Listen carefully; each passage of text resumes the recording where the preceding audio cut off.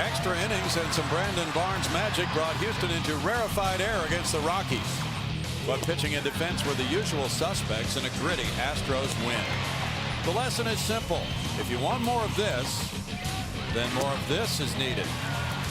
It's always the weekend at the ballpark, and you never know what might happen. So grab another hot dog. Astros baseball starts now.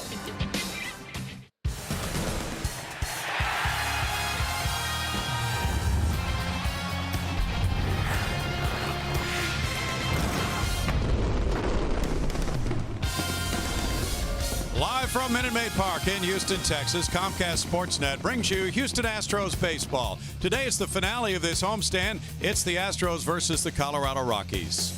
Good afternoon, everybody. Bill Brown and Alan Ashby. The Astros can finish with a 4-4 record on this homestand if they win this one today and capture a 2-game sweep of the Rockies. Ash did a nice job yesterday hanging in and battling throughout extra innings. Bud Norris outstanding as a starting pitcher. It was one of those days that I thought was a great team victory. Really was. True grit was displayed by the pitching staff, and then clutch hitting late in the game and good defensive play as well. Well, absolutely. It was all of that. And again, it starts with Bud Norris. You get that good starting pitching, you've got a chance to win. Bud had a chance to have this game get away from him. The Rockies had a lot of base runners early. Bud was able to battle out the bullpen, then came in for the final 5 innings of the ballgame, shutting the Rockies down. A good offensive club, solid defense, and some great defense by Marwin Gonzalez.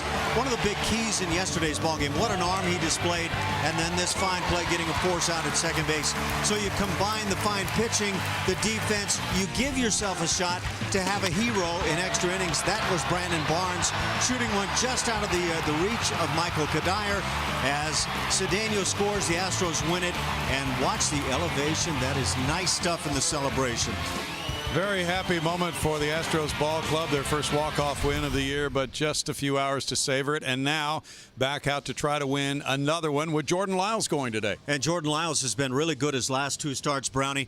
11 innings over that span, just a couple of earned runs against him. What my eye is seeing with Jordan Lyles is a guy who's becoming more of a true pitcher, using all of his assortment of pitches, using them in any count. He can throw the changeup, curve, slider, along with a well-spotted fastball, keeping it down. Jordan Lyles has improved a great deal in numerous areas, and one thing you can see showing improvement in recent years, the off-speed pitch coming through. This year, opponent's batting average 152 against his off-speed pitches. So I think, and again, from my eye, that's what I'm seeing Jordan Lyles just stepping up, becoming kind of that complete pitcher now. Coming up next, Bud Norris continues to be nothing but outstanding here at Minute Maid Park. True Bud showing his colors yesterday, and Layla Rahimi will talk with Bud in just a moment.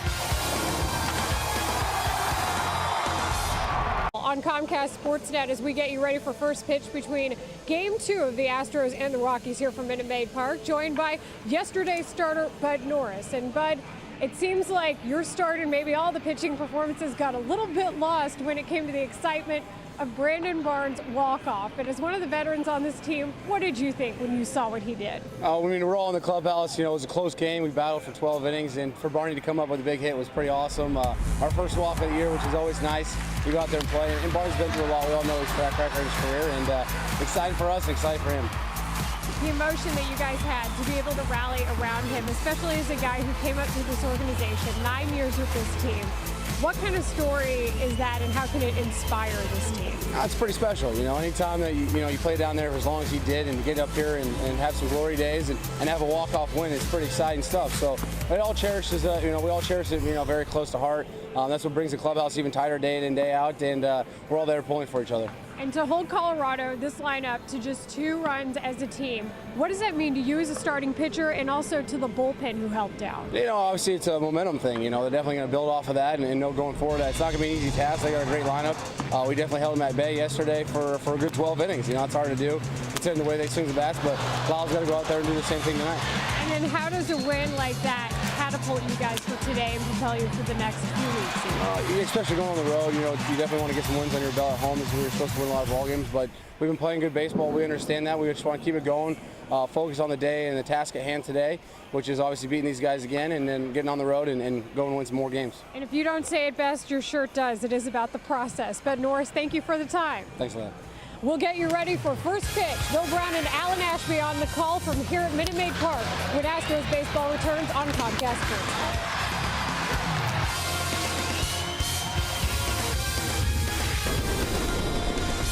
Southwest Airlines. Find our fares online only at southwest.com. And by Progressive. Visit progressive.com today. Beautiful shot of downtown Houston, where it's back to work today after Memorial Day. And back to the ballpark for one more game on this homestand. The Astros have won 3 and lost 4. They will head for Colorado for 2 games there. And then a 4-game series against the Los Angeles Angels of Anaheim before returning here for a very brief 3-game homestand against Baltimore. Here's the starting lineup for Walt Weiss's Rockies. Dexter Fowler's the center fielder and the leadoff man. It's Nolan Arenado at third base. Carlos Gonzalez in left field. Troy Tulowitzki, the cleanup man, in shortstop.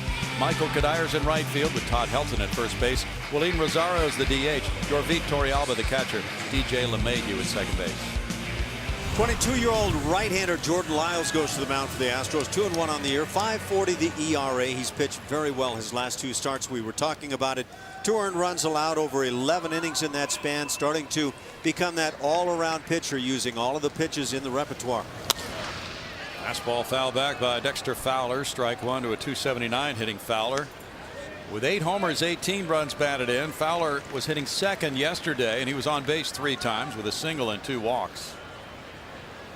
Off to the excellent start. And that pitch right into the target set by Carlos Corporan for strike 2, Ash. The reaction on that pitch was as if it was a changeup, but at 92 miles an hour, that would be rather exceptional.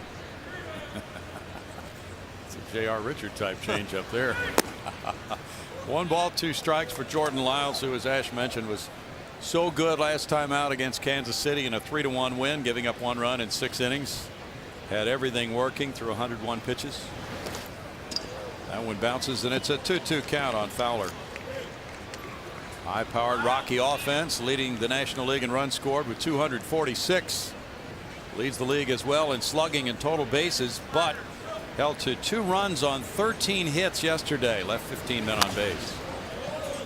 Foul back. Very frustrating game for the Rockies offensively, and a very well-pitched game for the Astros, who made a lot of those pitches with men in scoring position.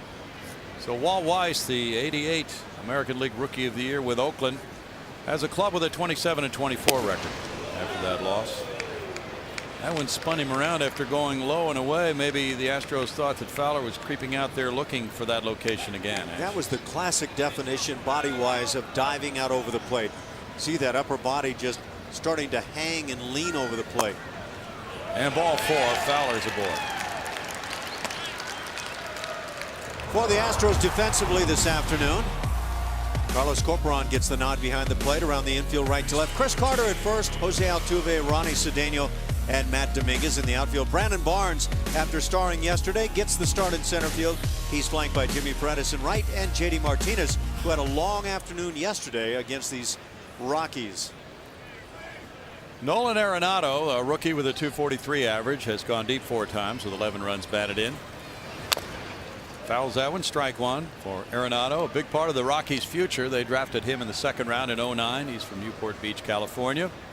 First year in the major leagues. He was at Double-A Tulsa last season.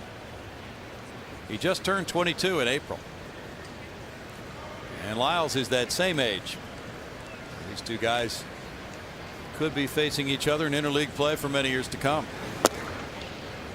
1-1. Now, we think that the Rockies have been designated the natural rivals for the Astros in interleague play. Is that your assumption, Ash? Well, as long as you're going to throw it out there, I've got to agree, don't I? So then that would mean maybe a lot of Lyles and Arenado matchups. There you go. There's a shot off the leg of Lyles and trickles out behind first base. And here first to third goes Fowler as Carter runs it down in right field. Arenado hit a bullet off Lyles, and the Astros did not get a favorable ricochet. Yeah, that's a rocket, and you could really see Chris Carter dig in to go get this baseball.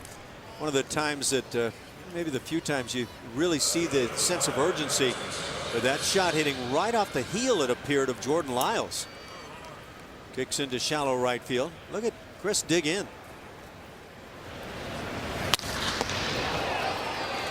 Sometimes they kick to an infielder, sometimes they don't. This one, in kicking away from Carter, enables 2 bases for Fowler.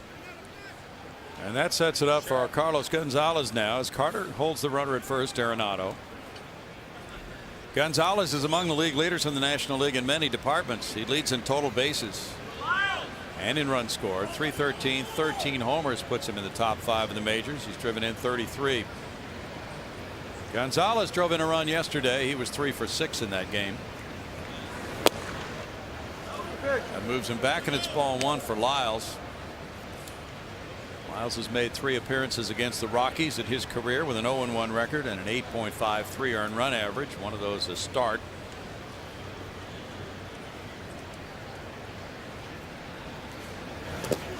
In the dirt, and Carlos Corcoran corrals it. It's 2 balls, no strikes now to Cargo.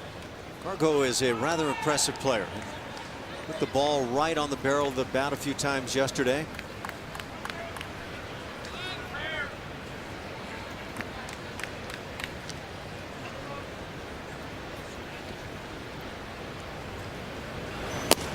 That's ball 3, and it's 3 balls, no strikes for Lyles.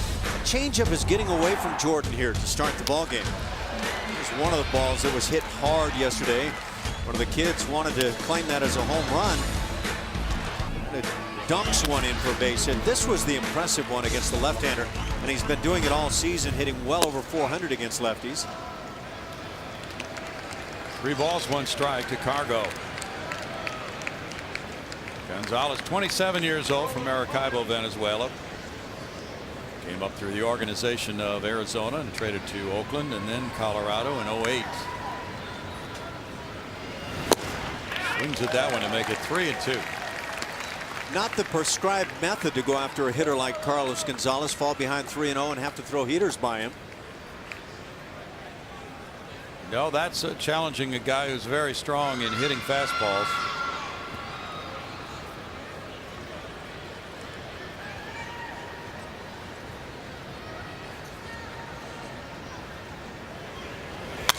And he puts that one out of play. Still a full count. So as the Rockies and Astros change the scenery and meet in a 2-game series starting tomorrow night at Coors Field in Denver. That will be Eric Bedard and Tyler Chatwood in that matchup right here. And Thursday, another night game finds Lucas Harrell taking the mound against Juan Nicasio.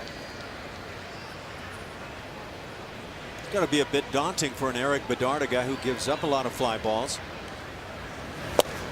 Swing and a miss, and Lyles struck him out. He went right after Cargo.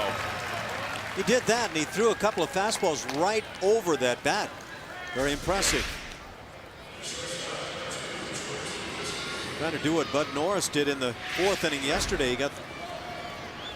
Was that the 4th inning? Let me see. About that 3rd inning, bases loaded, and then suddenly Bud able to buzz through that lineup. Yep. Bases loaded, nobody out, and he got out of it. Now Troy Tulowitzki. Again, eye-popping stats. 323, 10 homers, 39 runs batted in. Now this triumvirate of Gonzalez, Tulowitzki, and Cuddyer, very tough to get out. Pop-up foul. So if Lyles can negotiate his way through this minefield, that is quite a turnaround after a walk and a single to start the inning. These 3 guys are among the real thumpers in the major leagues in the early going. Tulowitzki, 28 years old, and this is a big-time rebound year for him after having left groin surgery last year, being limited to 181 at bats.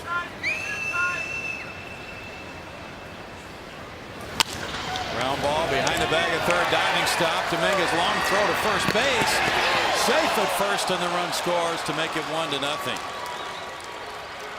Well, Tulowitzki will get his 40th run batted in. And Fowler scores with Arenado taking second to make it 1-0 Rockies. We've talked plenty about Dominguez at third base. Defensively, he has some exceptional skills and almost comes up with highway robbery right here. Great diving effort. Gets to his feet and then a good strong throw on the money. Tulowitzki deemed to have beaten this. A very close play. Bang, bang. You can see that range that Dominguez flashes time and time again. Tulowitzki's hit safely in 17 of his last 18 against the Astros. He makes it 1-0, and it's Michael Cuddyer batting. 321, 8 homers, 29 runs batted in, and a 991 OPS for Cuddyer. Cuddyer looks at ball one. See how close this play is at first base. Boy, that's really close. That is really in that bang bang range. Pitch was a strike. Now it's hit in the air, and the second baseman Altuve tracks it out to shallow right center field, and now moving over to his left, further on out into right field. He handles it for the second out. Now, Jimmy Paredes wasn't all that close to that one, so Altuve just kept on drifting. Jimmy was very deep. That's where he normally plays, way back by the warning track. So Altuve showed his range on out number 2. I'd have to say, when that's all said and done, that wasn't an easy play at all for Altuve. No. Watch him go back to the plate. Now you start trying to adjust. The feet come into play, and that's the big key. Get those feet working. Well, you can see Jimmy there pulling up, and maybe because of that collision these two had in Pittsburgh. Todd Helton, the batter now. And Helton, who did not get the start yesterday, is a part-time player now for the Rockies in his final year with them. He'll turn 40 in August. 225, 3 homers, 16 runs batted in. For the man who leads the Rockies all-time categories, he is the leader in many of those. Home runs, doubles, runs batted in, games played, at bats, runs scored, hits. He's on the top of the Rockies all-time list. Now Doug Brocail comes out. But back to that play on the pop-up. Altuve just kept going out with it, and that's the way the infielders are schooled to do. If they do not hear an outfielder calling for it behind them, they just keep pursuing it as far as they can. It's exactly like a catcher has on a pop fly that starts drifting up either line or toward the mound. You stay on it, you don't call it, and then if somebody from the other side, infielders in this case, calls, then you're off. But Altuve just, when you hear silence, it's yours. Yeah, silence is not always golden on that rule, but you know, I thought Paredes would be closer to the ball than he was. Elton takes a look at it. It's ball one, and Jimmy might be a little shy about it because of that collision they had, but I would think so. Yeah, he broke it down early, so I think ideally that would be his ball, but no harm done. Yeah, I think that there will be a strong tendency to shy off. Well, when it costs you a ball game on a collision, that will create some thoughts. When it happens twice in what, 1 week, and Jimmy took a lot of heat about it, and I think in the long run it's probably mentally going to affect him. Can he ever be that aggressive guy that comes in and calls guys off? Very good point. And they'll just have to work it out through playing more games. It's 2 balls and no strikes, but to me, and not to really belabor this point, but if an outfielder is going to play that deep, he must get going quickly and move in on those fly balls in front of him. Yeah, and I love to see the outfielder that's aggressive, calls off the infielders, lets them hear it, and takes the play. Smash to Carter on the 25th pitch of the inning. Helton is retired. It's 1 run, it's 2 hits, it's 2 men left. And Cargo struck out with runners at the corners, but then Tulowitzki delivers. Card against Jorge De La Rosa. It's Brandon Barnes in center field. Jose Altuve at second base. Carlos Corcoran catcher batting third. J.D. Martinez left field. Chris Carter first base. Carlos Pena DH. Jimmy Paredes right field. Matt Dominguez third base. Ronnie Cedeno shortstop. 32-year-old left-hander Jorge De La Rosa goes to the mound. He's been successful for the Rockies this year. 6-3. 3.40 the ERA. Keep in mind he's pitching in Coors Field half of his games. He had lost a couple of straight starts back in late April, but since then has won 4 in a row. In that process, beating the Yankees, Cardinals, Giants, and Diamondbacks. So pretty impressive stuff. Behind the left-hander this afternoon for the Rockies defensively.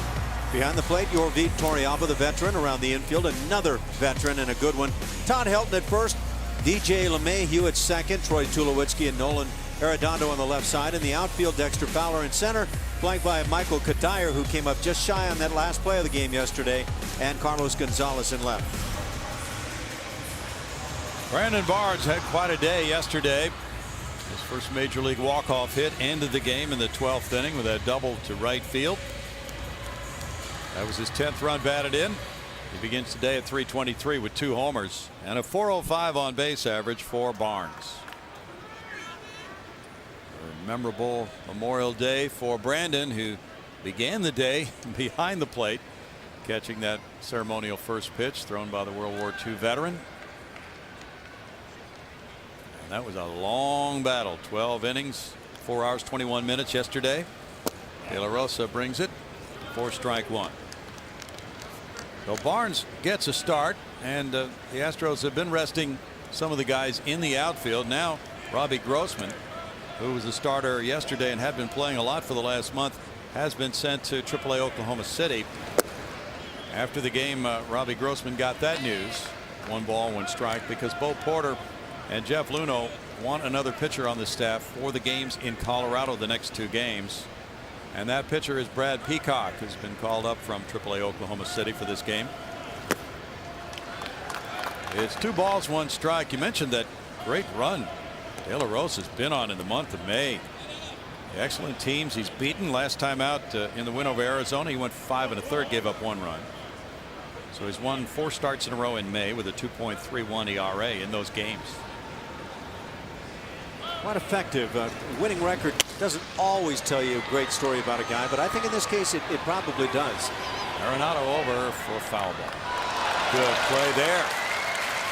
By the way, that top of the first inning, I thought rather impressive for Jordan Lyles to be able to get out of the inning, allowing just 1 run, just like Bud Norris, by the way, did yesterday, enabling eventually his ball club to come back and win in 12. That can mean a world of difference in winning a ball game. First inning is quite often troublesome for starting pitchers. Give up that run in the first inning, you can feel like, oh no, here we go again. Or you can buckle it up real tight and get it going. Punched on a line to right field. Michael Cuddyer will catch this one for Barnes, unlike the end of the game play yesterday. And it's out number 1 for the 32-year-old left-hander Jorge De La Rosa. De La Rosa has been in Arizona organization to begin his career. Then he went to Boston, back to Arizona, Milwaukee, Kansas City. Colorado got him in a trade in April of '08 for pitcher Ramon Ramirez. He has turned out well for this Rocky organization. In his career, he's won 60 and lost 54. Jose Altuve at .311 has a couple of homers. He's driven in 21, 2 for 5 yesterday. Smash, and Arenado, the third baseman, sort of did a recoil on that one after the pickup. He had plenty of time for the throw. We're out number 2. Jose Altuve can sting the baseball, and he does it time and time again. Check out this play. Yeah, that's sometimes people say the ball caught you, but pretty well played. It was on him in a flash. Altuve hitting it into out number 2, but with solid contact. Now Carlos Corporan, .310 for Carlos, 3 homers, 8 runs batted in. De La Rosa's from Monterrey, Mexico. He won 16 games for the '09 Rockies. Had surgery in the 2011 season. How about Carlos Corporan earning a chance to not only get a number of starts now behind the dish, but to bat in the 3 spot in the batting order? Yeah. And I would just say he's earned it. Especially on this right-handed side of the plate. Jason Castro's been on a major roll for the last few weeks. So here's the combination of the 2. Very good numbers. Well, that 284 figure for Jason Castro just doesn't even speak to the way he's been hitting the baseball. But what a turnaround here in recent games. That's in for a strike, and it's 2-1. Castro now has a .475 slugging percentage. In a 3-game span, 3 of his starts, he went from .238 to .283. 10 hits in that span.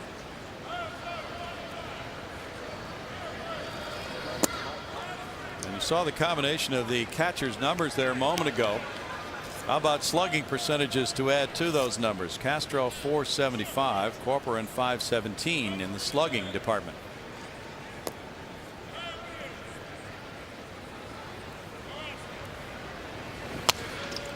Good cut there, and he fouls it for a 3-ball 2-strike count with J.D. Martinez on deck.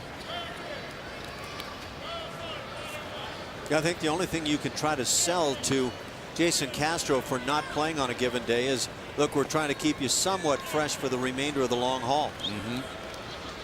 Even though Corcoran hasn't hit for his high and average right-handed, he's hit all 3 of his home runs from this side. And smacks one. There's a play to the left of Tulowitzki. Wow.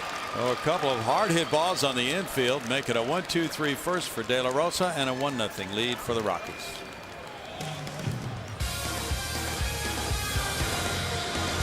Sports Night, Rockies up 1-0 in the top of the second, and you never know what you might win, but here's how you can try. Just watch Sportsnet Central every night in May at 10 o'clock or after the game to learn our word of the night. Then log on to csnhouston.com for a chance to win cash, prizes, and more.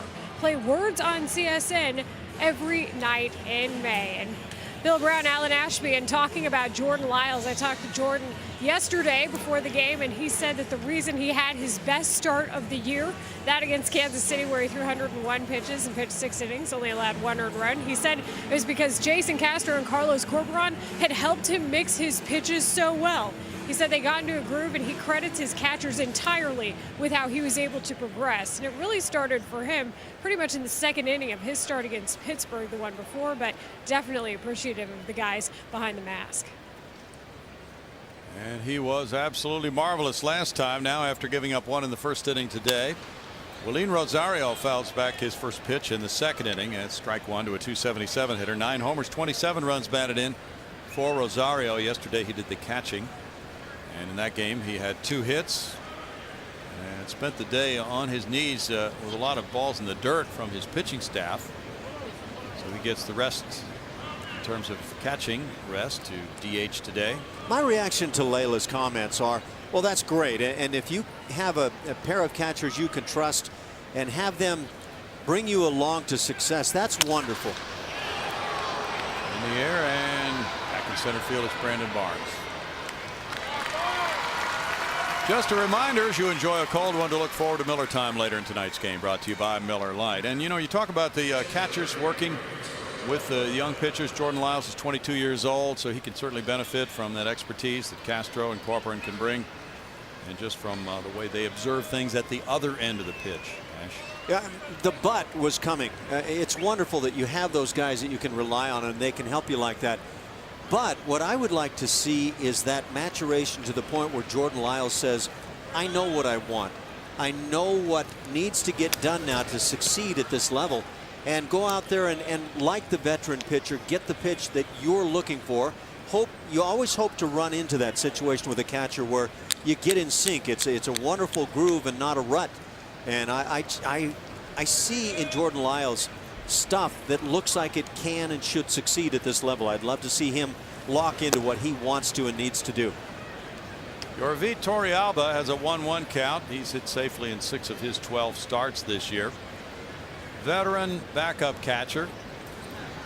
With the Rockies earlier in his career from 06 through 09. And last year Torrealba played for 3 major league teams: Texas, Toronto, and Milwaukee. He's played for 7 clubs in his career. He got that one in on him, and he put it in the air to left field. J.D. Martinez takes care of out number 2. And sometimes that can be a sign, these 2 fly balls, that the fastball is lively for Jordan Lyles. He certainly threw some fastballs right by the bat of Carlos Gonzalez in the first inning. That's a rather impressive list, especially when you see Larry Dierker at the top of it. Not going to catch Dirk, but it's worth noting. Well, Larry started sooner. He made his debut on his 18th birthday, so he got here quicker than Jordan Lyles. Was he ready? Well, he was, actually. Well, that's the thing, yeah. Age doesn't always tell the story. Good point. LeMahieu takes that pitch for a strike, and it's 0-2 to a 333 hitter with 3 runs batted in. Larry Dierker's here today, and beginning his new assignment with the Astros, special assistant to Reed Ryan, president of business operations. And Larry just got back from vacation. He had some vacations planned before he made this agreement with the Astros, but they're going to talk during the game today about what he'll be doing for the rest of the summer.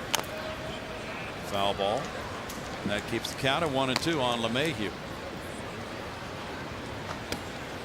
So Mayhew came in off the bench yesterday. He struck out in the 10th inning after Jonathan Herrera was the starter at second base.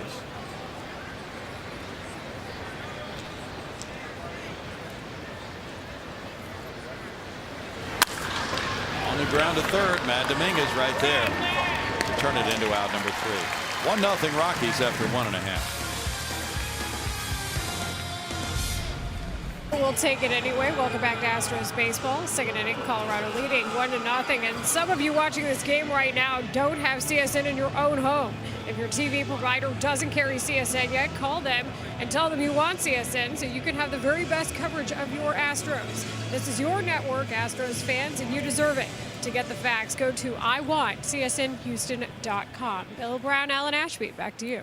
Thanks, Layla. You got the Gatorade shower after the game yesterday with Brandon Barnes. That was fun to watch. That was more fun to watch for you than I think it was to deal with the temperature for me. Yeah, that's a shocker. Oh, Bit chilly? That's the most shocking part about it. That and then the stinging of the eyes. Oh, yeah. But a good thing to be a part of for sure. Yeah. J.D. Martinez looks at ball 1. He had a rough day yesterday. 5 punch outs, 0 for 5. 240, 5 homers, 18 runs batted in, but it's a brand new day. I'm hoping to see a little more of that celebration with Layla yesterday. I didn't get enough of that. Okay. Well, you know, she was telling me that chivalry is not dead. 1 ball and 1 strike. And she had some players who were giving her assistance and giving her warning that it was about to happen. Didn't work out all that well when it was all said and done, did it? It was partially operator error on my part. see. I didn't realize what they needed, assuming why would a player need my attention when their teammate has just hit a walk-off double to win the game. Layla, it's what they call reaction time. Either you have it or you don't. You can't develop it. Oh, okay. There's a reason I'm not playing sports. Line shot into left, and a brand new day brings a single for J.D. Martinez. He becomes the first Houston base runner. Well, tell us more, Layla. Well, it was funny because I saw Marwin Gonzalez in the dugout as I was lining up Brandon Barnes in front of the camera that we use, and Marwin kept waving. And I assumed that Marwin was waving to get Brandon's attention. Marwin was not waving to get Brandon's attention. Marwin was waving to let me know that the Gatorade shower was coming out of right field, and I didn't miss it in time. And I thought to myself, why in the world would Marwin Gonzalez need my attention? And the guys told me in the clubhouse, being great teammates to me as well, that that's what they were trying to do, and clearly I missed the signal. Very nice. Chris Cuddyer takes ball 1. Cuddyer at 219. Got to be nice to feel a part of the team, I would imagine. Yep. Oh, courteous for sure. I mean, that's all you can ask for. And if I didn't get out of the way in time, but it was a great thing to be a part of nonetheless. Who was the perpetrator of the Gatorade jug? Did you see? Okay, so I know one, but I don't know who the other one was. I may need some help on the replay. It was Carlos Corporon for part of one, and he was on the right side, but I don't know who was on the left, because all I saw on the left was a wall of ice and lemon lime coming at me. Carlos looked to be the toter of the jug from the little clip I saw. It sounds like we may need some breakdown. This comes under the category of analysis. Do we have a telestrator? I think that's a good little scenario for the postgame show. Where is John Madden when you need him? 2 balls and a strike for Chris Cuddyer, who sat out yesterday's game. He had a sac fly Sunday against Oakland, leads the club in homers. And he's tied for the RBI lead with 24. To the left side, and there's Arenado going to second, and LeMahieu relaying to first for a double play. Layla? Well, guys, I know we wanted to see a little bit more of that unfortunate celebration. It was fortunate, I'm just joking, but it's also our Geico quote of the game. Okay. Brandon Barnes, this caps off what has been so far a great year for you. You get on with this organization to give this team their first walk-off win this year. What does that feeling mean to you? Oh my God, it's a drink. Ronnie Cedeno. It was Ronnie Cedeno. Woo! We figured it out. No wonder he had such a big smile on his face. Yeah. That's going to be discussed. You bet. Don't let him hide in the weeds on you. I don't know how it turned out this way, but he looked like he was drier than you when it was all said and done. It's always how it goes. As ball went to Carlos Pena. 235, 3 homers, 12 runs batted in. So it was the two guys with the shaved heads teaming up against Brandon Barnes and you, Layla. Yeah, I'm not going to lie. My hair did smell like lemon lime for a while. I'm not even kidding. Well, a little moment of levity is certainly welcome after a game like that. 1 ball and 1 strike. And it had been months since the Astros got to do that on the field here at home on a walk-off. Keep in mind, a lot of the ladies are paying for that lemon lime scent. I don't know if it's I don't know if it's that bad. And the funniest part is, as I'm talking to you guys, the sea just flies by. Okay. Good times. Yeah, 2 balls and a strike. Well, we've enjoyed having you with us on this homestand. Appreciated the time, gentlemen, for sure. Glad to be back in this role. Thank you. And Julia Morales, the word is, has returned from Japan. Ash, have you seen her? Have not seen her, but I hear she is or was in the ballpark and may have left us for a moment. She's going to be on the flight today. Very good. So she is, I would imagine, loaded for bear with stories from Japan. Well, she was a story in Japan. Her picture was in the paper. Wow. What did she do now? We'll have to reveal that at a later time. 3 balls and a strike. Do I need to ask what section of the newspaper? Well, she may have appeared at a Japanese baseball game or 2 while there. 3 balls and 2 strikes. So maybe she attempted to take up the reporter's role in English on Japanese TV. Big fun.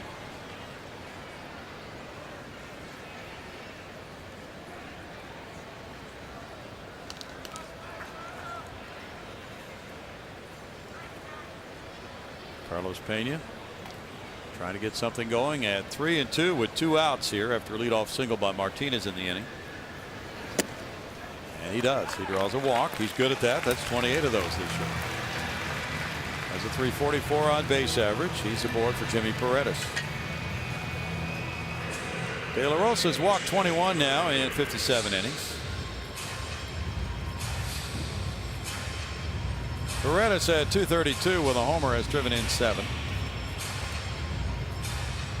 Jimmy went 1 for 5 yesterday. Jimmy got a 7th inning single in that game. So the outfield commitment to Jimmy continues. JD Martinez playing a lot, but now in center field it'll be different with Robbie Grossman no longer here. There goes Pena, and it's fouled straight back. Strike 1. Bob Davidson is the umpire there at second. Balk and Bob. Maybe Carlos was asking him why he didn't call a balk on that. With all the Jimmy references, I thought we were listening to a Seinfeld episode there for a moment. Little inside, sorry. Matt Dominguez on deck.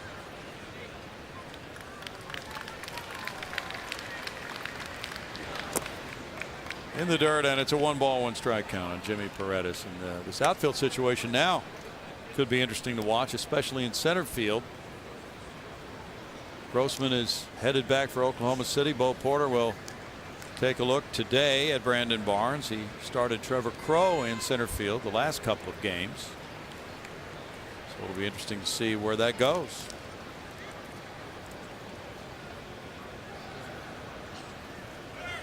Runner going again, and here's the throw, and the tag gets Pena to end the 2nd inning for Houston as LeMahieu put it on the runner. Pena for a 2-4 caught stealing. No runs, a hit, nobody left. A little shower from yesterday. 1-0 Rockies. Clean up, aisle 7. Clean up. The series after today's game, the Astros head to Colorado and Anaheim for a 6-game road trip. On June 4th, the Astros come home for a series with the Baltimore Orioles. Call 1-877-9-ASTROS or visit Astros.com to get your tickets right now.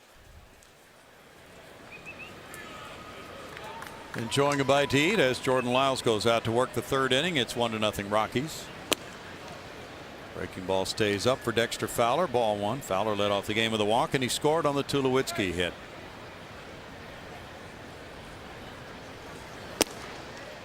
Crowded by that pitch. It's a 2-ball, no strike count. Fowler came out of the chute with home runs early this season. That happened last year when he hit 10 in the first half of the year, 3 in the second half. 3 balls, no strikes.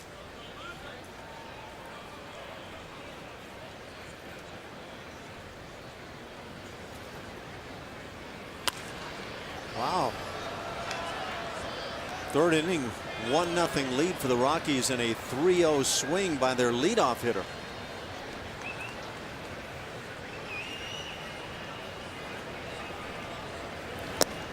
Infielder shifted around. He draws a walk again. 26 walk Fowler has drawn this year. That's the 11th in 27 innings for Lyles. That was not a good play in the first inning. Ploy is what I was thinking. And can't see it as a good ploy here to start the third. Now Fowler's 8 for 10 in base stealing. Arenado got a hit off Lyles' heel out into right field in the first inning to send Fowler to third. Arenado kind of flinched on that one at strike 1.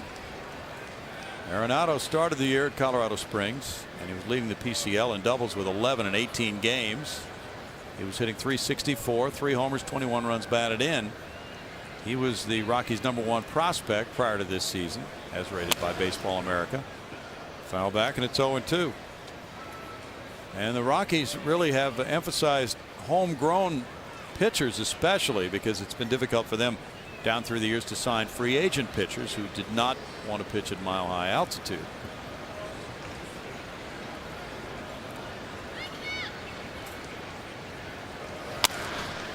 Slowly to shortstop.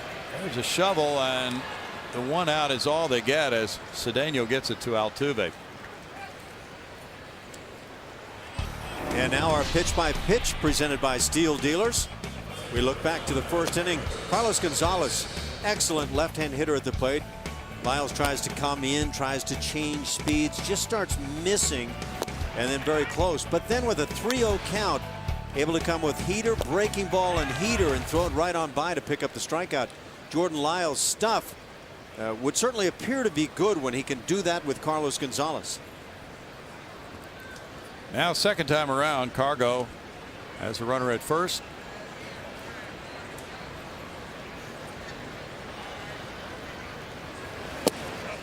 And that's ball 1 for Jordan Lyles to make it strike 1. Sometimes you have to wait a little bit longer with Tim McClellan.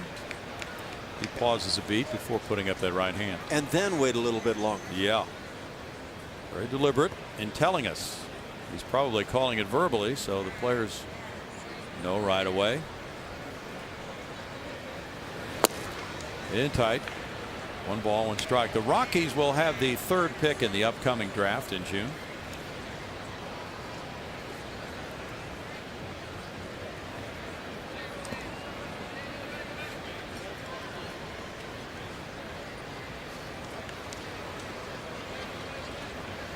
And the throw goes over to first base. You know, they tried the different strategy with their starting pitchers last year. We were mentioning that yesterday during the game, limiting the starting pitchers to 75 pitches. They've gone away from that this year at the major league level anyway. But they are reporting that in effectiveness it was about the same in terms of the numbers when the pitchers were limited to 75 per outing as it had been when they were not limited. No, it was just, what, 2-3 years ago when Nolan Ryan with the Texas Rangers said the opposite. He wanted his pitchers to go deeper into ball games. Yeah. Looping liner into right center field. Barnes comes in to play it. Here's Arenado going first to third, and the throw is not in time to get him. He went in hard on his backside on the single by Gonzalez. We have seen Brandon Barnes make some good throws and get some outs. One at home, one at third base recently. This is an excellent throw. And the reason it's excellent is he keeps it right down where the shortstop Cedeno has the option to cut it. And watch him bluff as he lets the ball go through. That keeps the runner at first base. Nobody can move up. Just excellent work from center field. So even though he did not get the lead runner, Arenado, Gonzalez did not advance to second. So no harm done. And it's 1-0 Rockies with runners at the corners and 1 out for Tulowitzki. Tulowitzki with the infield hit to Matt Dominguez, who made that diving stop to his right and then almost got Troy at first base.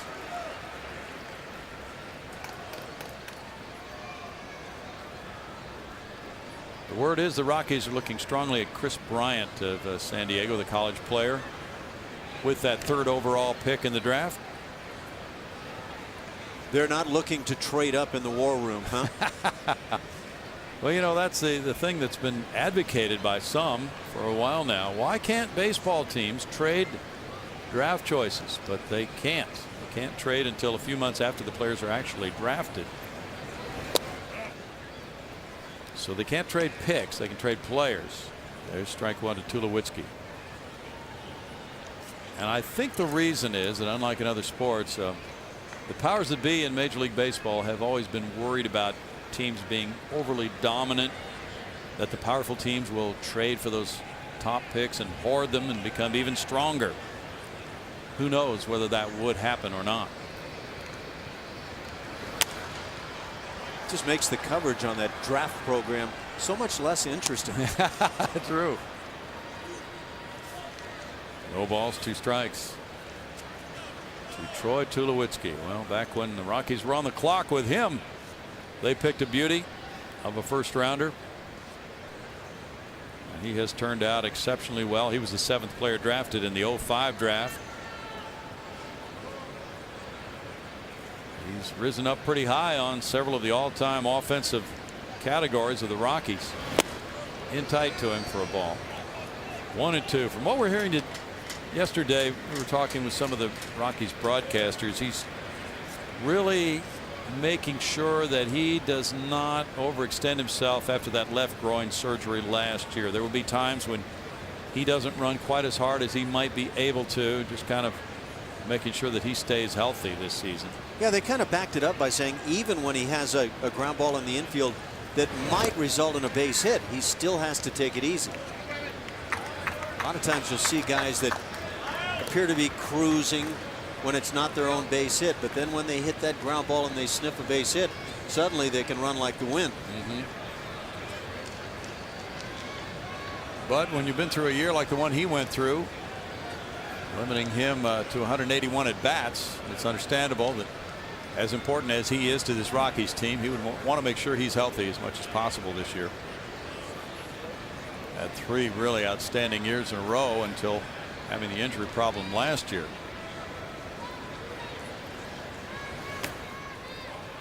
It's 3-2. The Rockies currently are 2.5 games out of the lead in the NL West. Arizona is the first place team at 30-22. Walt Weiss's club is 27-24. And in between them, the Giants. The Giants are 1.5 back. And the Giants are squaring off with the Oakland Athletics in head-to-head play in interleague, with the 2-game series in each location this week. That's an interesting series to watch.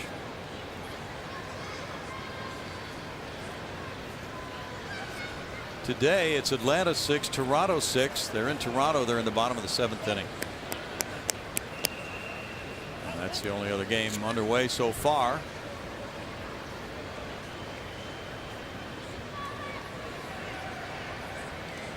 It's a long trip between Atlanta and Toronto that they'll be making after the game today to go to Atlanta. Natural rivalry. Runner goes from first, fly ball left field. J.D. Martinez coming in. And here's the over-the-shoulder catch by Cedeno. And the tag. Arenado to the plate. Here's the tag by Corcoran. And they double him off. Tremendous play by Ronnie Cedeno in left center field. Over-the-shoulder catch. Arenado tag. Came home and he was thrown out on the tag by Corcoran. Terrific play. And he gets up slowly. It's no runs ahead and a man left as Cedeno makes the big one to keep it at 1-0 Colorado.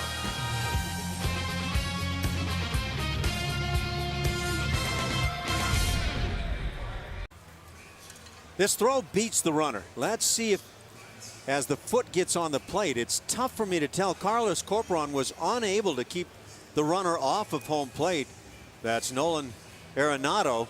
Let's see what this looks like from this angle. There's the attempt at the block, and the tag kind of reaches. I think they got him. but the foot did get into the plate. Tim McClellan gave it the out call, and it's a double play from 6-2, started by Ronnie Cedeno, who made that fine catch on the Tulowitzki pop-up. Now the Astros trailing 1-0. Lead off with Jimmy Paredes. He was at the plate when Carlos Pena was thrown out trying to steal to end the Astros' second inning. And that's ball 1 to Jimmy. Now, Jordan Lyles is doing a nice job statistically, allowing just 1 run through the 3 innings, but not helping his cause to get deep in the ballgame with that pitch count.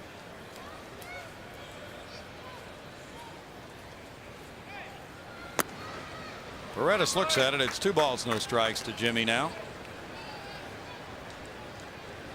In that Braves Blue Jays game, it's 6-6 as we mentioned. Top of the 8th now in Toronto. Ryan McCann hit his 5th homer. Jordan Schaefer number 2. Evan Gattis number 12 for Atlanta. And for Toronto, Jose Bautista, Joey Bats warming it up. He hit his 12th. He is warming up. He's hitting almost 300 now, which is not a long ways from where he started the year. 12 dingers. When he gets hot with that home run bat, he can put a bunch on the board. Yeah, he's like a lot of those home run hitters who go off on a jag, and it gets really interesting. 3-0 pitch is in for a strike for De La Rosa. Paul Maholm started for the Braves. He gave up 5 runs in 6 innings. Brendan Morrow started for Toronto. He gave up 4 runs, 2 earned in 2 innings. Had to leave with a sore arm. It's a shot out into center field. Fowler tracks it. Fowler runs it down, but a well hit ball by Paredes. Dexter Fowler is quite a glider in center field, and he can cover the ground.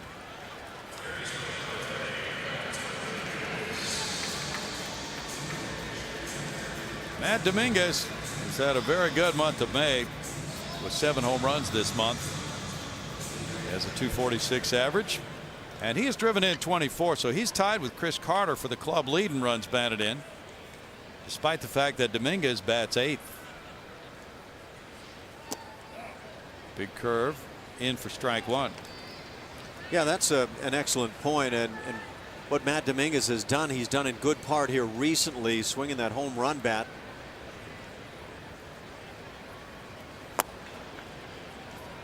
Took a look at it. It was ball 1. 1 ball, 1 strike. 7 homers for Matt in his last 14 games. Ronnie Cedeno's on deck.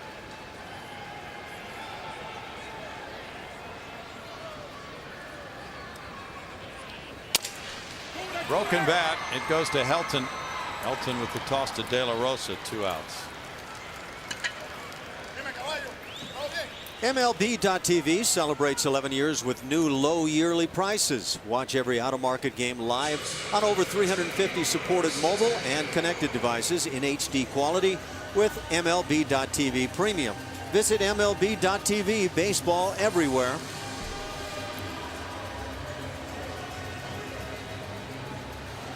Cedeno backs away before stepping up at 297. Reed Ryan there with Craig Biggio talking some baseball. Greg's son Kevin Biggio, St. Thomas High School, should be going pretty high in the upcoming draft. Kevin's an infielder. Curveball is in for strike 1 to Cedeno. 297 for Ronnie. 1 homer, 9 runs batted in. Marwin Gonzalez had an excellent game as the starting shortstop yesterday. Cedeno came in to pinch run, scored the game winner. It's 1-1. And Craig Biggio coached the St. Thomas Eagles for the last several years. His older son Connor went from St. Thomas to Notre Dame, and Cavan as of now is headed for Notre Dame. That's some rather high priced coaching. Yeah. 1 ball, 2 strikes. They've had a few players drafted after attending St. Thomas in recent years.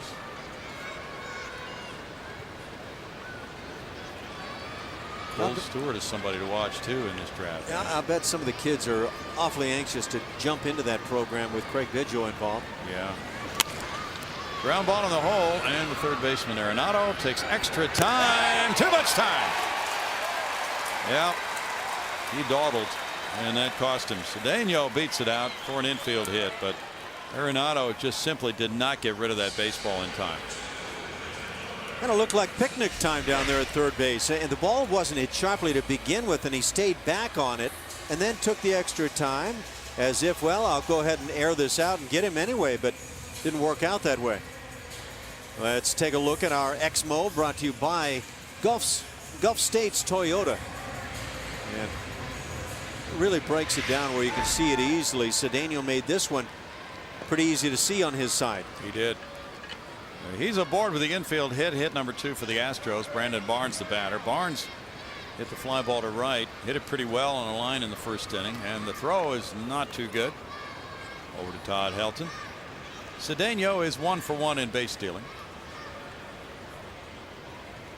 Bull Porter had Carlos Pena on the move in the second inning. He was thrown out trying to steal. Rockies have allowed 22 steals in 34 attempts now.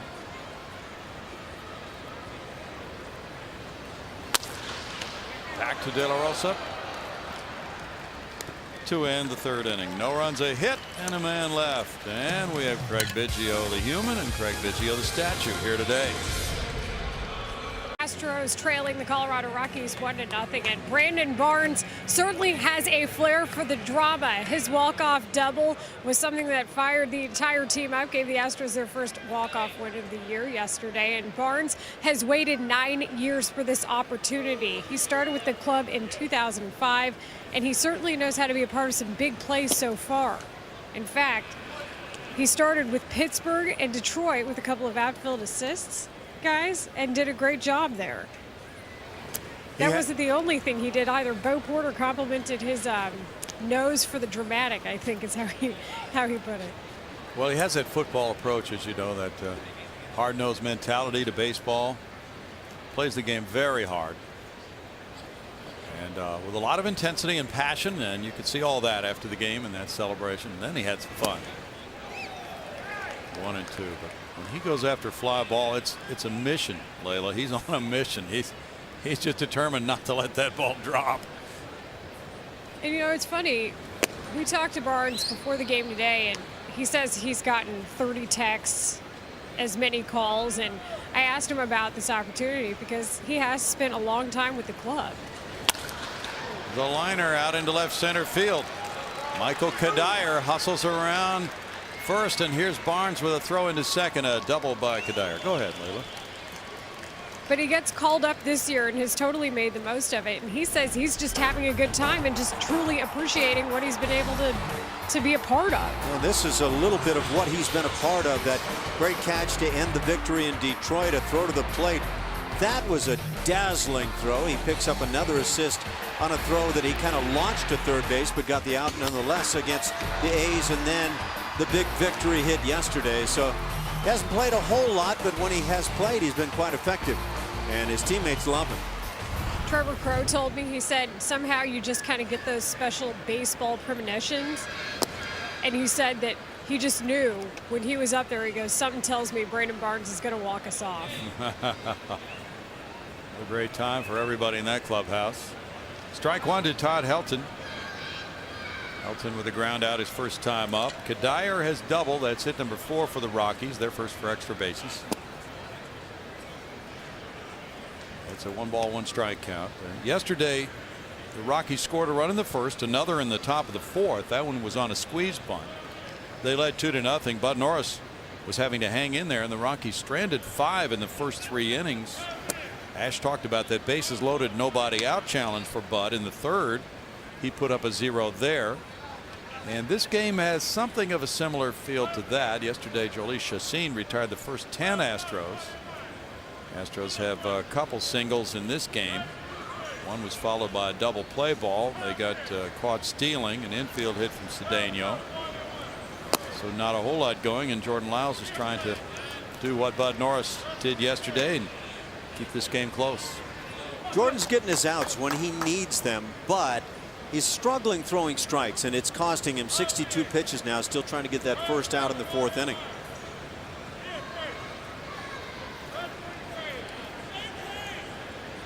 And there are what baseball people call stressful innings. And those are innings like this one. Leadoff double, guys working from the stretch, having to get tough outs on accomplished hitters to keep the game close. Jordan Lyles never looks flustered on the hill in the games that I've watched him. He just looks like he locks in. Very composed, isn't he? Popped up. Here's Matt Dominguez going over. The runner's going to tag, so Cedeno's got to get to third, but it's foul. So it's all academic. But Cuddyer went back to tag, and that meant somebody had to cover third, and that was Cedeno, and he was going to be there if Dominguez had made that catch. Starts this season for Lyles. That one against Texas really has caused a resurgence. The last two starts after the shelling against Texas have been very good. And that will sometimes cause a player to change his approach if he feels it's justified at that point, Ash. Yeah, when there's that need that kind of jumps in front of you, most guys will react to it. What we heard is that Jordan Lyles really went with his catchers in those games. And again, I'll say that's great as long as he's learning with it, learning to control his own destiny in a ball game. Elton takes a walk. That's walk number 3 for Lyles. First and second, nobody out for Rosario now.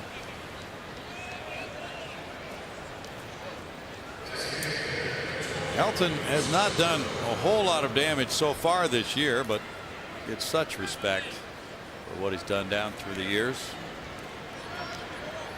Now Rosario hit a fly ball to center in the second inning, and that walk could be relatively harmless depending on what happens here.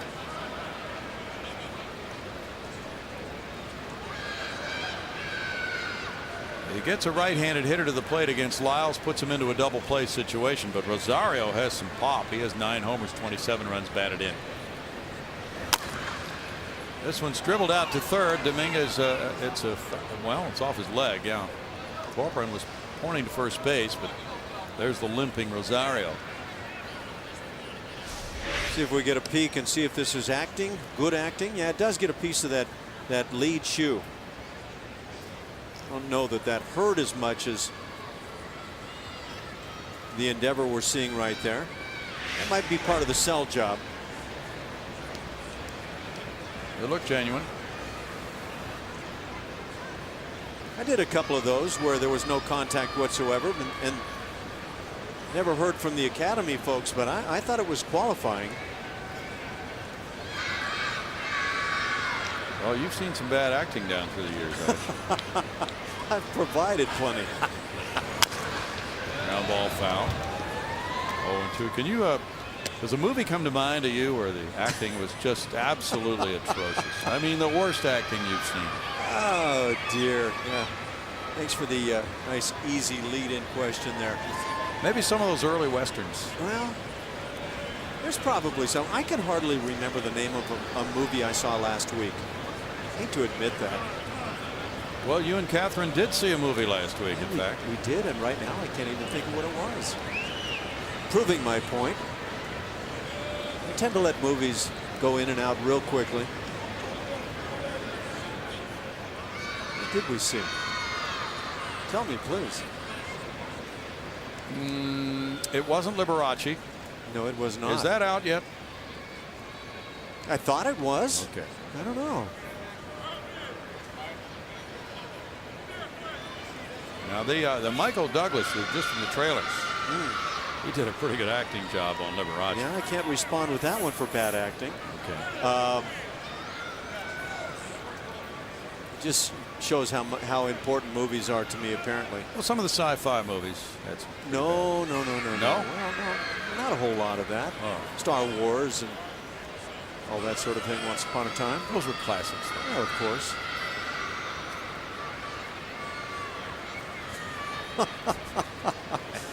I have nothing to add to the conversation right now. It's a jam shot, foul back, still 0-2. I'm disappointed you can't tell me what movie I saw last week. Well, I was trying to think of it.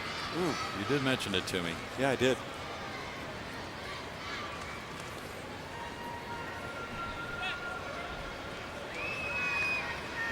One nothing here with runners at first and second and nobody out in the top of the fourth. In the dirt, good stop by Corp. It's 1-2.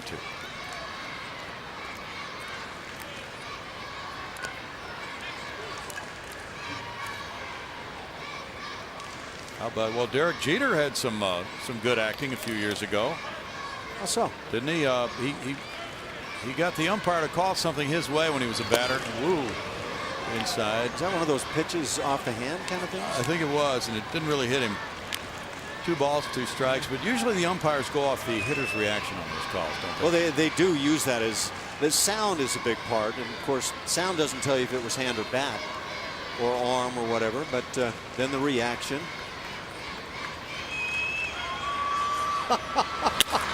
Line drive to left field. That's a hit in front of J.D. Martinez. He comes up and will fake a throw, now get it back in, and the bases are loaded with nobody out on the single by Rosario.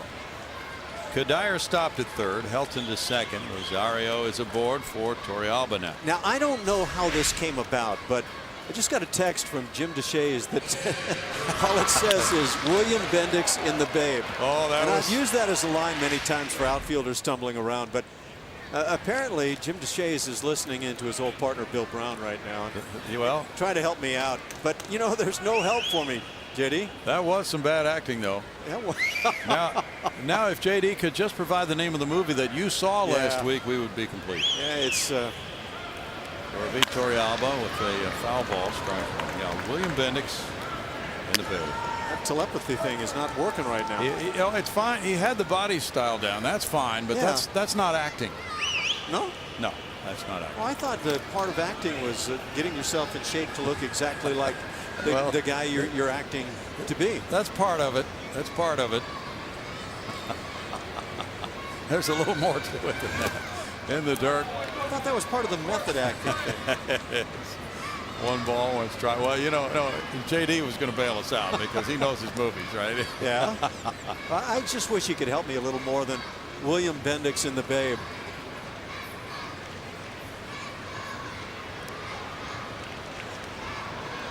Bases loaded, nobody out. That's what Bud Norris had yesterday and got out of it. It was a swing and a miss and an off-speed pitch. 1 and 2. That might be one key as Lyles faces the number 8 hitter with LeMahieu on deck. Last triple play for the Astros was in August of '04.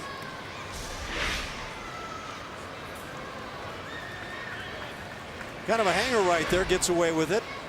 Throw that breaking ball when you're struggling throwing strikes, and you can slip that by a lot of times. As Mike Shannon would say, they're set up for a triple play. Smash foul. How many times has he been right with that through the years? He was one time. He called it. Right after he said it, they turned 3. Morgan Ensberg started that last triple play, playing third base. He, of course, had anticipated what he was going to do if the ball had been hit to him or to his right, and it worked. Now 2 balls, 2 strikes to Torrealba.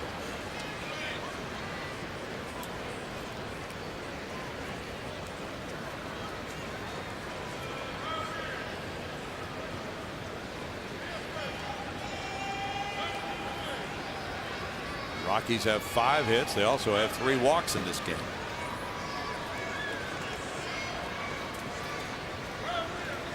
I asked Walt Weiss to rank that play he made against the Astros in the playoffs with the Braves back in the late '90s at the Astrodome.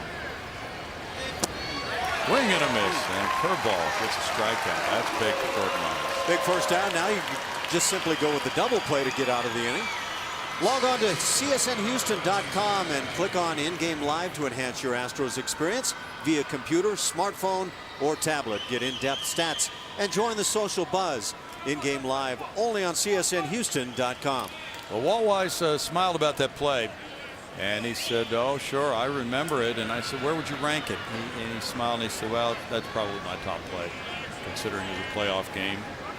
LeMahieu, the batter, and a time is called. And we were talking about that play yesterday. Yeah. It was a phenomenal effort, a diving play, and then he got up, and he didn't get all the way up. He got about halfway up and threw to the plate. Just an amazing play on a couple of counts. One was the diving pickup, and the other was the throw. And he remembered that it was Tony Eusebio who hit it, and Ken Caminetti was thrown out at the plate. And he said, "You know, the ball was really behind me when I caught it. Just a hot ground ball to his left." I mentioned yesterday, I don't remember the play like you do. There's your double play grounder. Altuve, Cedeno, and Carter. Bases loaded, nobody out, and no score for the Rockies for the second straight game. And they lead it, but they lead it only 1-0.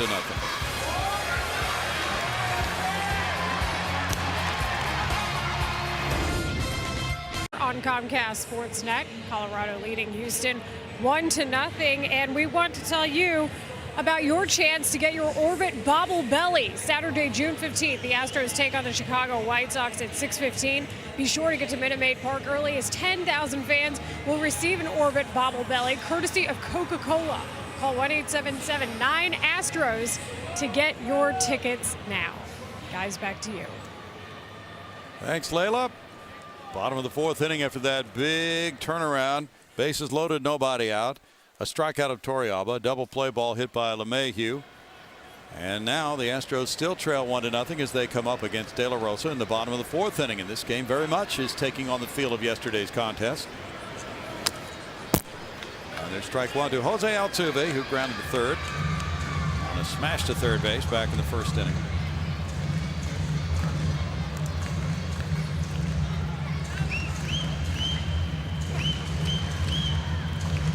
Carlos Corporate on deck. JD Martinez due up third here in the Astros fourth. By the way, the answer to your question about what movie I saw, it was simple. I don't know why it wouldn't come to me. Mud. Mud, okay. Yeah. Is that starring Mark Grant? Matthew McConaughey. Oh, Matthew McConaughey. What's his name? McConaughey. Yeah. Well, Mark Grant, we call him Mud, but he's one of the Padres broadcasters, so wouldn't be starring him. Yeah, that's right. Mud, okay. Oh, that hurt. Ouch. Hit by the 0-2 pitch. Got a smile on his face. That's a good sign. I don't know if his body's smiling right now. No. Thigh area, maybe? Let's see. Ooh, is that right on the knee? Looked like it might have been on or above. Wow. Thank goodness he's smiling. Right kneecap. Wow. That could have been bad. That's just bone. Now Altuve, he'd probably love to steal a base after that, but good luck with that. Carlos Corporate, the batter, he grounded out to shortstop. Let that notion breathe for a second. And it's ball one. So Mud, how was it? What's your review? It was kind of dark, and when it was all said and done, pretty good movie, I guess. Dark and slippery and dirty. Yeah, a little bit. Messy. Kind of the definition of mud. Okay.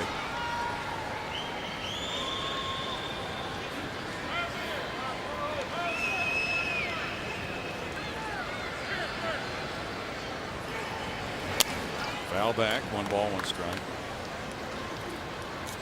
Yeah, it wasn't a party in darkness, but it was a good movie. So a different type role for Matthew? I guess so. He did take his shirt off, so in that regard, it wasn't all that different. Okay. Did he apply the mud then, or is that a facial treatment, or what was it? I'm not sure. I don't even recall. They may have said why he was known as Mud, but he was kind of a slippery individual. Okay.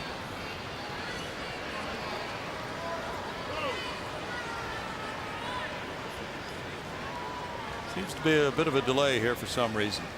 I think it's the catcher. He wanted to see signs from the bench.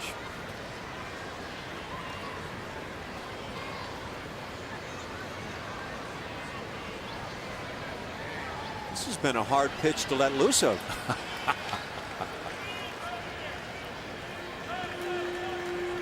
I love that smile, especially after taking one in the knee. All of this for no throw. Love the Todd Helton statue there on that replay. Todd did not even flinch. You got one player diving back to the bag, and the other guy is not even twitching.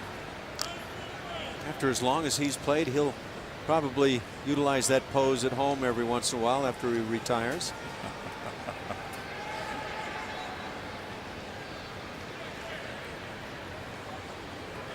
And another throw goes over. They are really working on Altuve. Looks like they're very concerned about the running game here.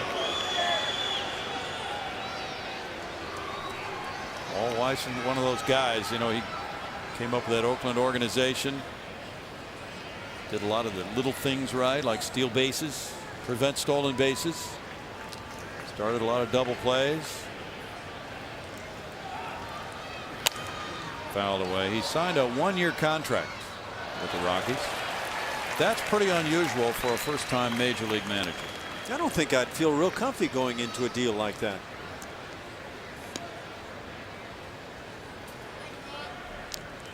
Well, maybe he's not sure he wants it after 1 year. Who knows? That pacing, is it about the ball game or about the contract?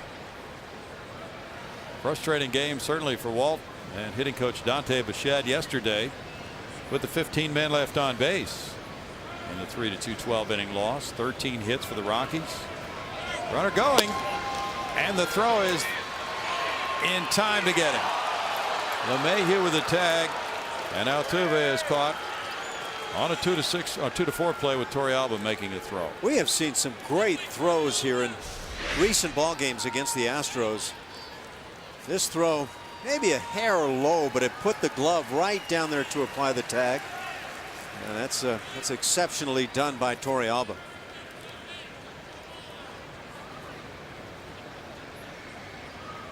Can't do it much better. Nope. Mayhew actually moved a little bit in front of the base. Now another hit batter. It's kind of an interesting sequence. 2 hit batters in a row for De La Rosa. He did not have one this year coming into this start.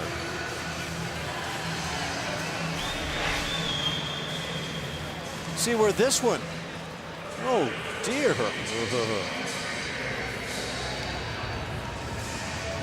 Oh. Man, that's just hanging in there waiting for some serious trouble. You know it.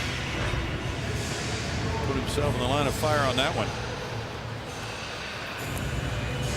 I don't even want to talk about the thought process there. No, or whether there was one. J.D. Martinez lined a single to left field in the 2nd inning. Corcoran will be running here, Ash. Let's hope not. That's been the pattern. There's Paul 1. Now, if he is, we have a story. He's checking the signs furiously. J.D. Martinez has had his explosion this month in hits and runs batted in. But a rough day yesterday. It's a 1-ball 1-strike count. Previous pitch was a strike. But Dave Tremblay's flashing them out one way or the other. Going to make this interesting.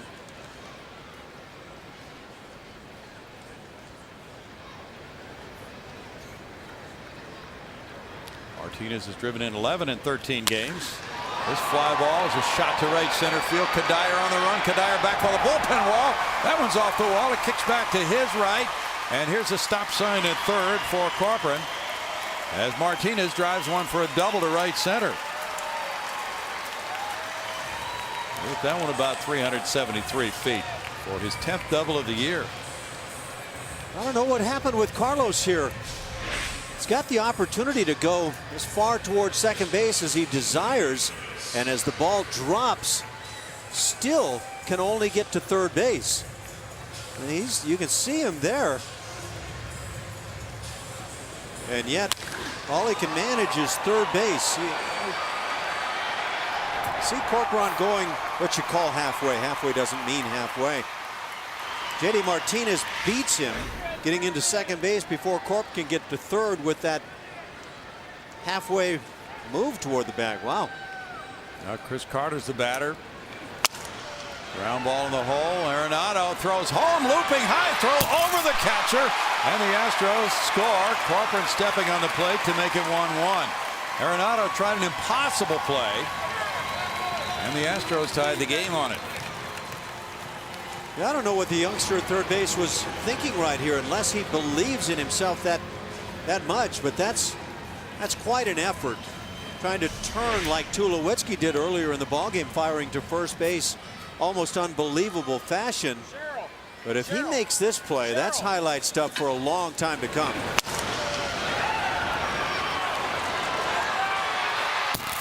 He didn't need a cutoff man, I can tell you that. No. Yeah, that would have been a play of the year if he had gotten him at home plate. But Corcoran does score the tying run. And Martinez still at second base as Carter hits the ball to the left of the third baseman, gets the run home. Still awaiting a ruling on that. But assuming an infield hit, then an RBI. I don't know that you have to award an error on this play. No. Because the fielder's choice would take care of the entire scenario. That's true. We'll wait and see what that was. Pena with a bouncer to second. Here's LeMahieu with the flip. Tulowitzki up and over. And it's a 4-6-3 double play to end the fourth inning for the Astros. They score the tying run, and it's 1-1. Near you, it's not just a good time, it's Miller time. Here in downtown Houston, it's 1-1, and that play on the ball hit to the left of Nolan Arenado by Chris Carter. It was ruled a fielder's choice and an RBI for Carter. So Carter, with his 25th run batted in, takes over the club lead. Meanwhile, we see some CSN staffers enjoying the afternoon, and so it's nice that they can get out of the office on a Tuesday. And Kelly Johnson is there. Sarah Eckert is there. And we always see them working here. So it's kind of fun to see them enjoying the ball game as fans. Dexter Fowler with ball one. He's walked twice in this game. This is not your normal game, Ash. There are some weird happenings in this one. This is odd. No question about it. Hate to even try to delve in and try to pick up what's going on. There's a pop-up, and here is Corcoran weaving his way back. Whoa! Off the mitt. Well, you just said, Brownie, this is a weird game. Wow. Carlos Corcoran just dealt with a pop fly that apparently had life of its own.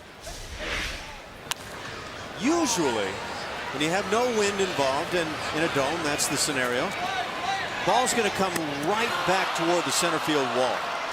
So wherever you find it behind the plate, it's going to come directly back on one side or the other. It's going to move in that direction. I would assume with the error charged to Corcoran that this ball just simply moved on him more than he thought it was going to. Yeah, he got the error. Lyles could have caught it. Dominguez could have caught it. And meanwhile, that's the error. So if Fowler gets on, it'll be because of the error. And here's a play by Dominguez, throwing from his knees, and he doesn't get on. What a play by Matt Dominguez. After the error on the pop-up, he got Fowler for out number one. What a spectacular effort. Have you had a routine play yet? No, this game is nuts. Look at this play. Diving effort from the knees, get the speedster going down the line. And that took a nice play by Chris Carter to dig it out. Outstanding work by Matt Dominguez. Nolan Arenado's the batter. He has a single, and he's 1 for 2. That's out of play. We just got the announcement here in the press box that Jason Castro has been named the National League Player of the Week for last week. Deservedly so. Kind of reflect back, but 10 hits in 3 starts for Jason Castro. Rather impressive stuff. Had 4 hits on Sunday against Oakland. 1 ball, 1 strike. First Astro catcher since Craig Biggio to have 3 consecutive games with 3 hits or more.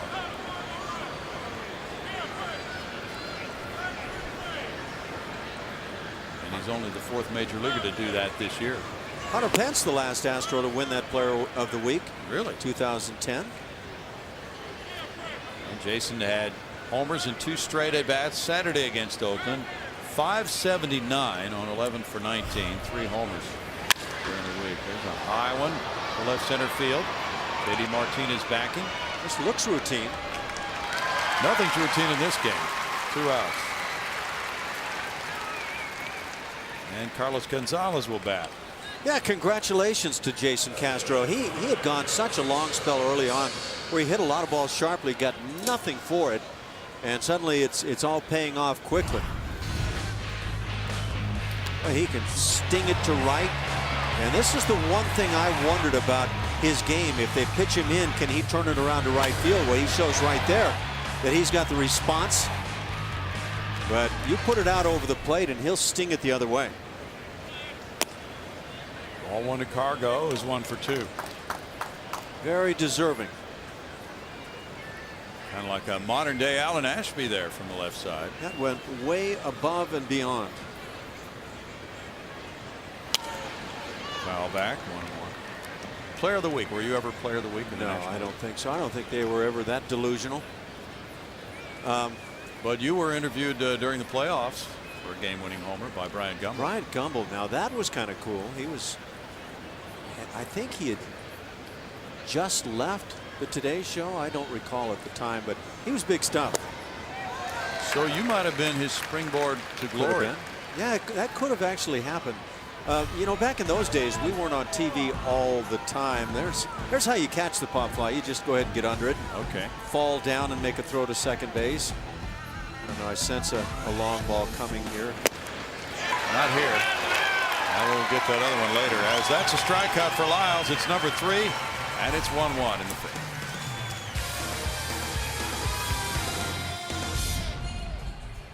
Brought to you by the Chipotle Chicken Club Combo. It's back for a limited time at Jack in the Box. Try one today with fries and a drink for just $4.99 plus tax. The Alan Ashby era included a game-winning long ball against the Dodgers in a playoff game. I think that was Rick Mundy watching that thing sail hundreds and hundreds of feet out of the ballpark. And into the pile. That was Walk-off kind of fun. Denny Walling hit a home run in the next game. That was the 1981 mini playoffs against the eventual World Series winners, the Dodgers, and we won the first couple of games, went out to LA and got swept by the Dodgers as they moved on, but that was a lot of fun. And what a great crowd, a bunch of crowds we had here in Houston at that time. Ball to Jimmy Paredes. And Jason Castro, the latest in a line of Astros catchers to gain popularity nationally with that announcement just a moment ago. And the hugs. And Dallas Keuchel there. Yeah, very earnestly taken right there. No smiles. Just a deserved award. Act like you've done it before. Yeah. And ball back to De La Rosa. Throws at Paredes, 1 out. But he hasn't. He hasn't done it before. National League Player of the Week. Now, when you came in, you came into the dog pile at home plate there, but that was kind of a tame greeting. They didn't beat on you at that point like they do now when you hit the game-winning homer. Yeah, very astute on your part. Yeah, they didn't crush me. Well, it was a little bit of a fun time, I think, for the guys.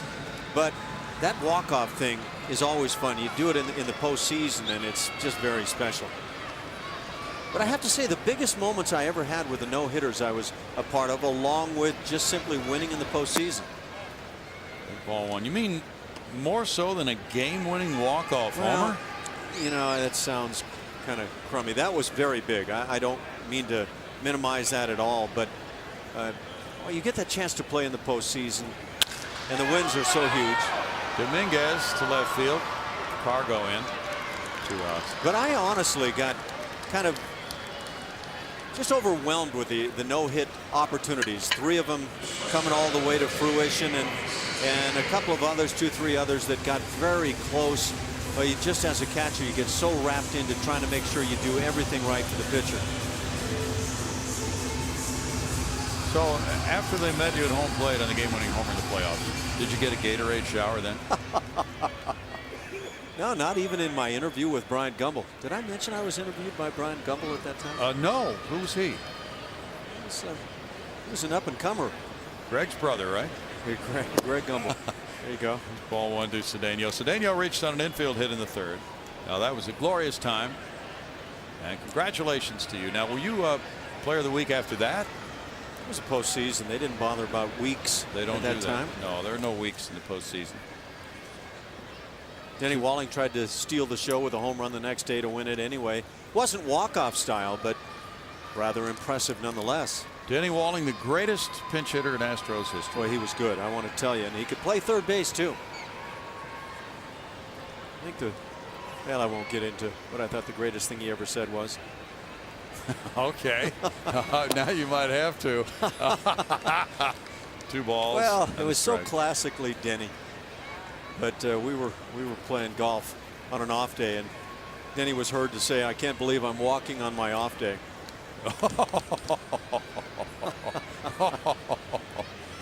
Oh, yeah. Nice. That's Denny. He was one of those guys who'd roll off the training table and win a game for you. Oh, he could. He'd be hurting nonstop, and that lower back just always bothering him. And he could swing the bat. He'd get in there and make something happen.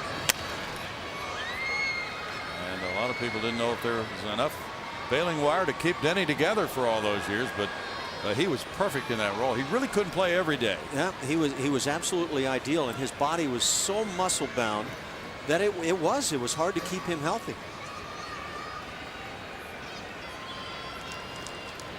He'll hear about this and be all over me.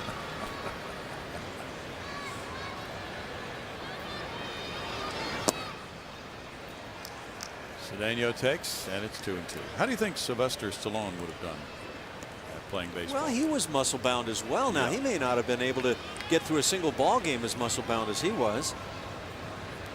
But had there been any need to bury yourself in the mud and not be seen by anybody on the field until the tag was applied, then maybe he'd have been great. A shot into left field. Ronnie Cedeno. You know, we were trying to think of bad acting earlier. That now might you qualify. got your answer, huh? I think we might have a candidate. We might have a candidate here. 2-out single by Cedeno. That's the second time he's done that. And now it's Brandon Barnes. We may hear from Sylvester as well. We'll be hearing from whatever studio his pictures were with. Yeah. Brandon Barnes is 0 for 2.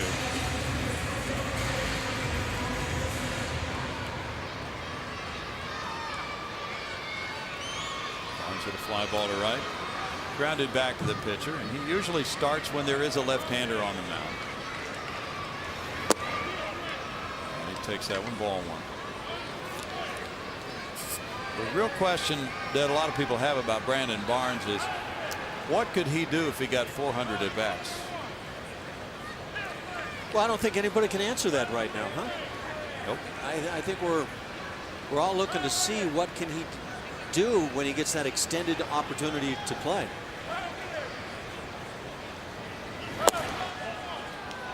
You know, my only reference to this point is what we've seen, and he's been good in limited opportunities, but 5 home runs on the spring. I thought, wow, this young man can really swing the bat. Well, he's hit .382 against lefties, 13 for 34 coming into this game.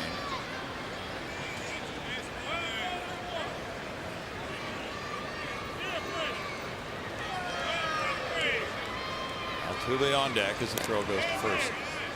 Today is supposed to be the debut of Jonathan Singleton at Quad Cities. He has served his 50-game suspension, and today's supposed to be his first game. He's been in Florida at extended spring training, and now he can officially join one of those full-season clubs. And that's the plan for him to be at Quad Cities for a few games.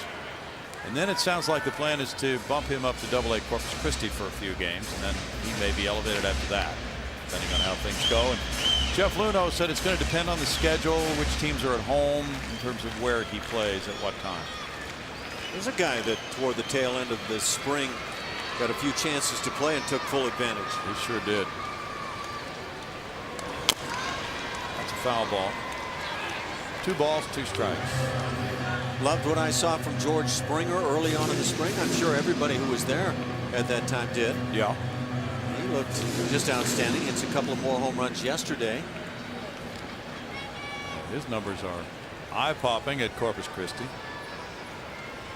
Springer went 3 for 6, drove in 5 in the Corpus Christi 14-4 win over Arkansas. All the Astros minor league clubs won, in addition to the major league club yesterday. Nick Tropiano was the winner. Bobby Doran got the save. So let's see. Domingo Santana also homered. Springer with 2. He now has 15 for Corpus. been leading the minors. 3 balls, 2 strikes to Brandon Barnes. Yeah, I kind of have this reaction that I don't care where a guy's playing. If he's hitting that many home runs playing professional baseball, especially Double-A and up, then he's probably swinging the bat very hot. Springer has 40 runs batted in. With those 15 homers, and batting average is .301. That's strike 3, and that ends the Astros' 5th with no runs, a hit, and a man left. And after 5, it's tied 1-1.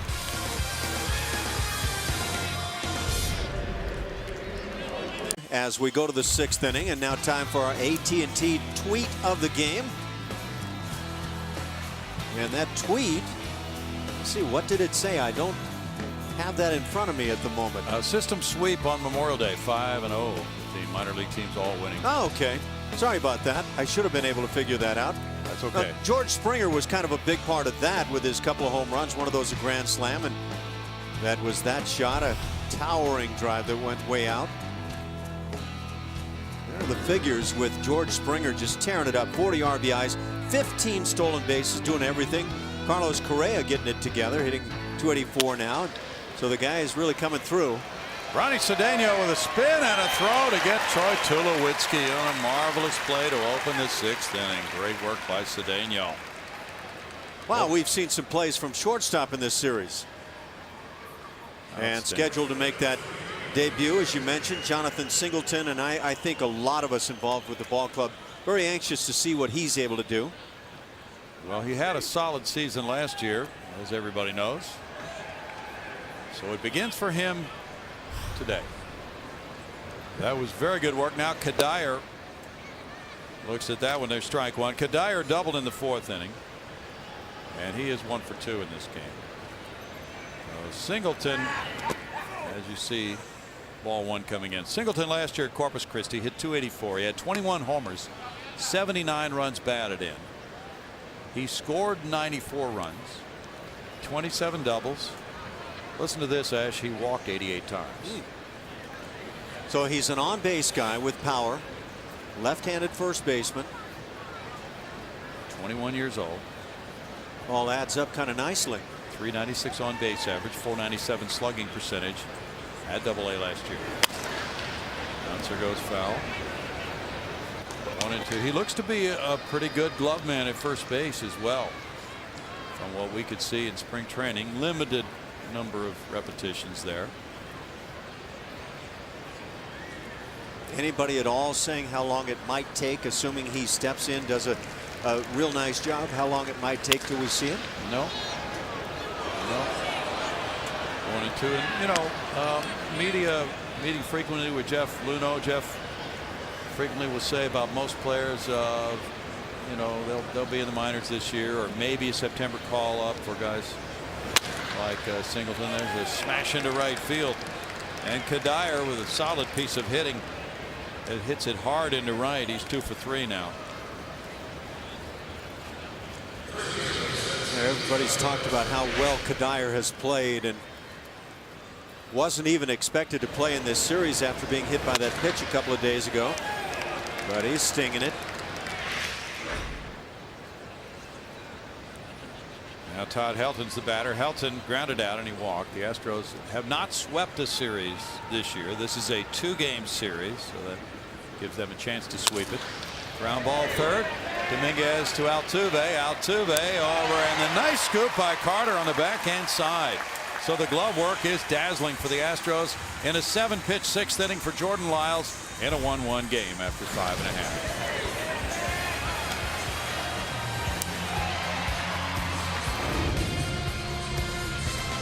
Houston tied at 1, and it is time for our progressive fan of the game. These guys caught my eye. Jackson and Zach, who go to Texas A&M because they have personalized spring training jerseys. So congrats, you are a progressive fan of the game, and I understand you interviewed Brandon Barnes before the game too. What do you have to say? We were in the line getting some autographs. We asked him how the hit felt last night, and he said it was just the greatest moment of his career. He was a real nice guy. He was fun to talk to. Sounds like you two are after my job. Good Aggies taking over. We appreciate it. Congratulations, you guys. You're progressive fans of the game. Let's send it back upstairs. Thanks, Layla. Do they know Johnny Manziel? That's a good question. Bill Brown, Alan Ashby want to know if you guys know Johnny Manziel. We met him in a parking lot at a baseball game. Of course they did, because they're that good, guys. I thought his last name was football. They know everybody. They know all the stars. They also went to opening day, so they're everywhere. I like these guys. Yeah, glad to have them with us today. Thanks, Layla. Jose Altuve just took strike one. He is 0 for 1. He was hit by a pitch. De La Rosa misses, and it's a 1-ball, 1-strike count with the Astros trying to snap this 1-1 tie. Well, they've done everything defensively with 3 double plays in this game. And they've been dazzling with the glove work other than that drop pop up. Now a little top ball to Arenado at third. Strong arm, 1 out.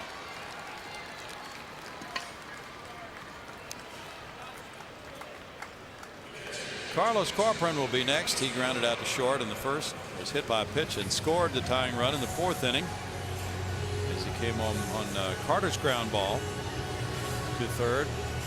And Corp had gone first to third on the double by J.D. Martinez to set up that game tying RBI by Carter, his 25th of the year.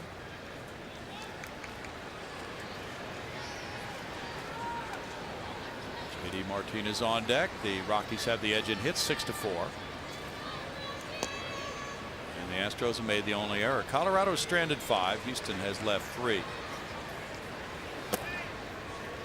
That's ball 1 from De La Rosa. De La Rosa on the road has a 4.05 ERA.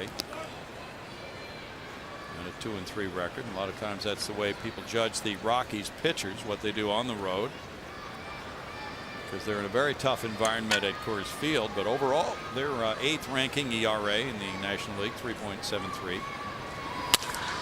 That's a liner in the right center field. Corcoran really smacked that ball well. And he is now 1 for 2. So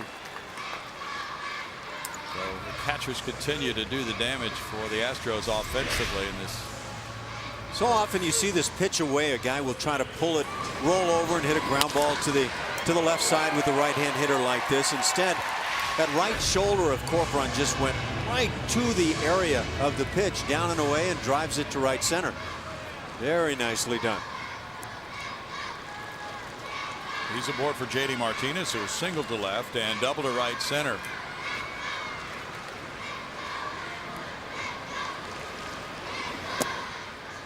That's ball 1 to J.D.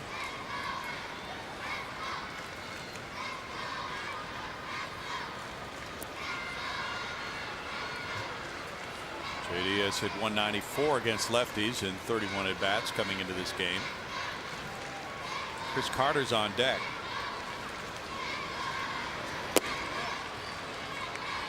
It's 2-0. The Astros will be traveling to Denver after this game today. They will open a brief 2-game series at Coors Field tomorrow night baseball the next couple. I think you just may have been McClelland. Oh yeah, I got McClelland again. It's 1-1. Sorry about that. That's a strike. We know that on a foul ball. 1-2. But there's a lot we don't know. Tim McClelland until about 2 seconds after we think we knew it. Do not anticipate. No. It's nothing until he calls it. I think he may be listening in sometimes to broadcasters and going with the opposite. How about Dutch Renner? Did you like him? Oh man, Dutch would have that loud yell for every strike, right from pitch 1 of the ball game. And I remember in the first innings I told him numerous times, Dutch, you can't keep that up. He said, watch me. Ooh. And he'd go all day long. He could do it with the best. Nice. He was very emphatic. He would turn his body to the side and take a big step as he put his arm out. Did not moonwalk. That was the only thing that came up shy for him. It's 3-2 to J.D. Martinez. And now a decision to make about sending Carlos Corcoran. And that would be predicated on Martinez making contact, but he's done that twice in this game. So Bull Porter might be thinking about it. We'll see what he does. No time call right now. Carlos is going to reach down and adjust something. Well, now he's going to be running. You know that. He's tying his shoelace, Ash. Well, apparently when he's not going, he doesn't keep the shoelace tied. And I think he may be tipping off his running game. Yeah, he's running because he tied his shoes. Seems like that would be a simple one to pick up. He's not running, and there's a shot foul. Oh. Thank goodness for an empty seat. You know it.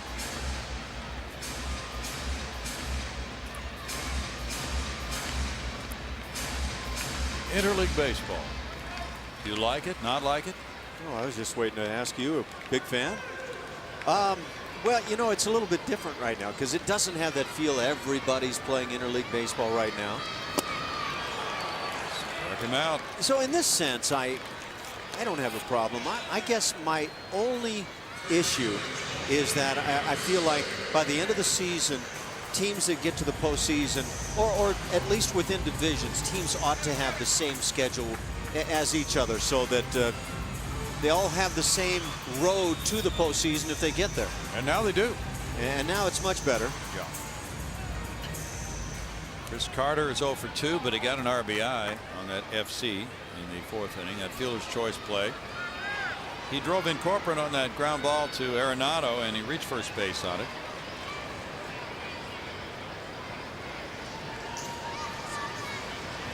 Well, I want to hear your thoughts. In the beginning, it was more interesting than it has been in recent years. Yeah, I think that's fair. You think it's good for New York, and LA, and yes. Chicago? Good way to put it. Good way to put it. It is for those markets, yes. Baltimore, Washington. But when you manufacture rivalries, and they may not be, at least at the time you're talking about, great baseball matchups, they come up shy. Atlanta, Toronto would fit into that category. Another good one, San Francisco Open. Yeah. Backhanded Arenado with the long throw. Gets Carter. No runs, a hit, and a man left after 6. It's tied at 1.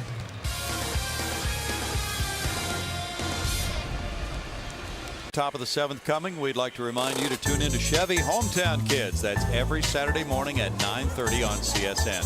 Chevy Hometown Kids, where it's not about the score, but the experience. Step up, slugger. Take your cuts.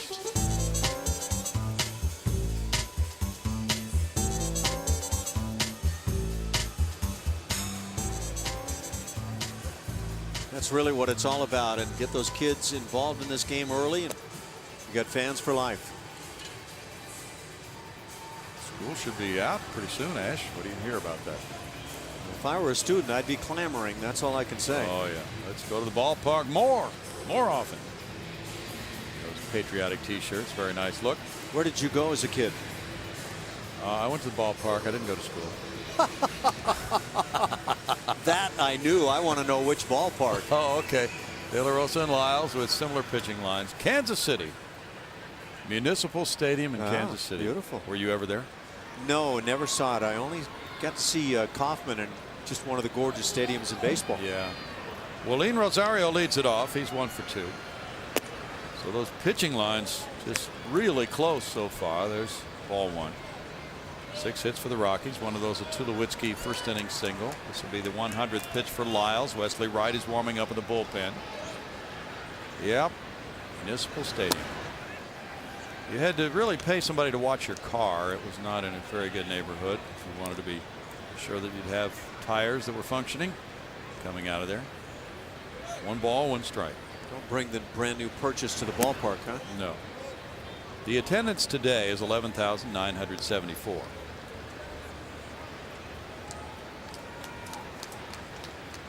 And of course, for you, it was historic Chavez Ravine, Dodger Stadium. Dodger Stadium, yep. Of course, I also had the opportunity to go out to Anaheim. Popped up. Corcoran back. And, oh, it pops out of his mitt. That was a tough play right up against that barrier. But he got a mitt on it and just couldn't hold it. Oh, so close to an out. Really gauged this one right. Might have had another step he could have taken to come into the screen right there. There's a ledge right here. See how he was just shy as he started kind of leaning, falling toward the ledge. Ruled no play by the official score. Ground ball, and Cedeno goes to his right.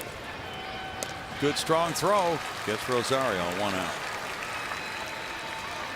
And now time for our pitch by pitch presented by Steel Dealers. We go to Yorvi Torrealba as Jordan Lyles really had to go to work breaking balls. Finally gets the swing and the miss. In on the hands, it's pulled foul. There's your slider trying to put him away, and now the curveball gets it done. Jordan Lyles has all the pitches, and after yielding that run back in the first inning, he's tightened it up well. Now Torrealba is 0 for 2. Inside for ball 1. Well, there's a buzz about that Mets-Yankees game tonight because Matt Harvey will be pitching for the Mets against the Yankees. He is a buzz maker. Yeah. It's 2 balls, no strikes.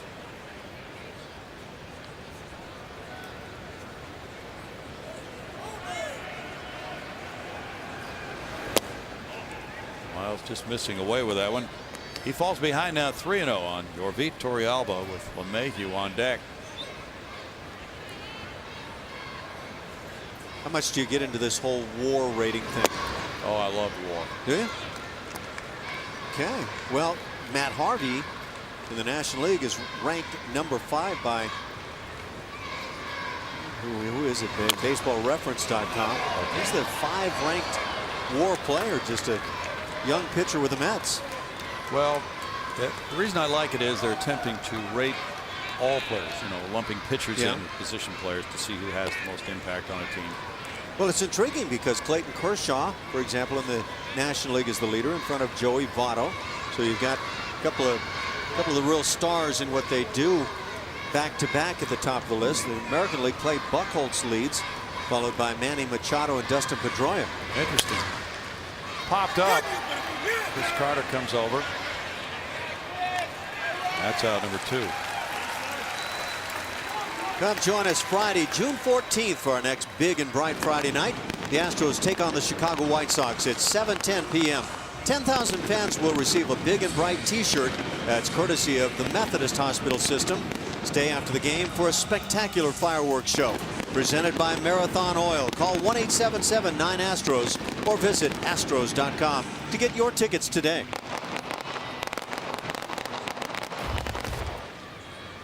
Two outs now, and here's LeMahieu with a grounder to the left side. Matt Dominguez takes it out, number 3. 110 pitches for Jordan Lyles through 7. It's a 1-1 game. Final game of the homestand. The Astros 3-4 on this homestand. So if they get the 2-game series sweep against the Rockies, they have a 4-4 record on this stand. Started out well, winning 2 out of 3. From Kansas City, but the Oakland Athletics swept the Astros in 3 straight. They bounced back with a win yesterday and trying to finish it off in a very good fashion here today for these fans on a Tuesday afternoon. Kind of rare to have a Tuesday afternoon game, Ash, on getaway day. Yeah, it doesn't happen very often. Well received, I'm sure, by the ball club. The Astros to be able to get out and get into Denver at a nice hour. Going to be some tough trips coming up, coming back from Anaheim. A night game on the West Coast, and then coming back on the next trip from Seattle, another one of those night games. There is an off day following, but yeah, that's gonna take an off day just to recoup. Bottom of the 7th inning now, and it's Carlos Pena to lead it off. Pena has walked and bounced into a double play. Paredes and Dominguez to follow. As those kids settle in, the Astros tied it with a 4th inning run after the 1st inning tally by the Rockies off the bat of Tulowitzki. That was an infield hit, an RBI single. Pena walked in the 2nd, was thrown out trying to steal, and then in the 4th inning bounced into one of 2 double play balls for De La Rosa. Jordan Lyles has had 3 double play balls, and with his pitch count, he's probably finished for the day. The Astros have had Wesley Wright up earlier in the bullpen. That's ball 1 to Pena. Heck of a turnaround on the day for Jordan Lyles after that first inning run, and it could have been worse, but a nice job to battle out, and then struggling throwing strikes for a few innings early on. But to wind up getting that kind of a day, 7 innings of work and 1 run allowed, that's well done.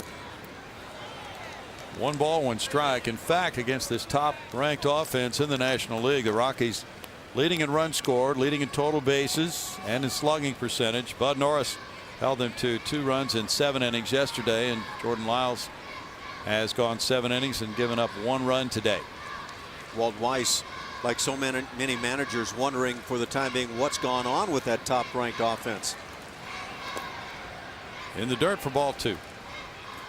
2 balls and a strike. Good back-to-back starts by Norris and Lyles.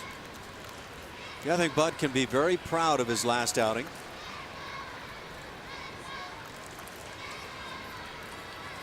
Tomorrow night it's Eric Bedard and Tyler Chatwood.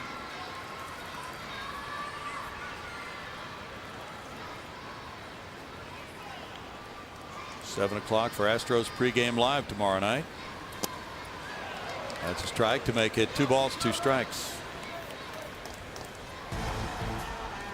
Bud Norris yesterday, he had his early struggles.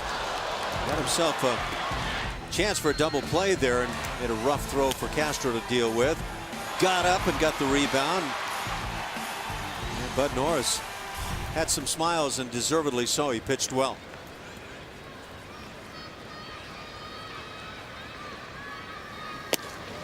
Pena started the bat. The check swing call goes against him. Lance Barrett with a call, and he's strikeout victim number 3. With that side view, you can always tell from there, does the bat go on through the plate? And I think it's an obvious yes at that point.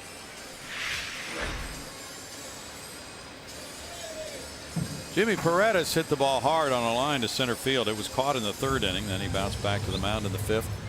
In the other day game, Atlanta got a run in the 10th and won at Toronto 7-6. Corey Gear in the winner. Craig Kimbrell getting save number 16 in that one. And strike 1. Yesterday, Colby Rasmus played against his brother Corey Rasmus, a pitcher for Atlanta, and Colby got a hit off him. That is not good for the holiday family celebrations. Oh.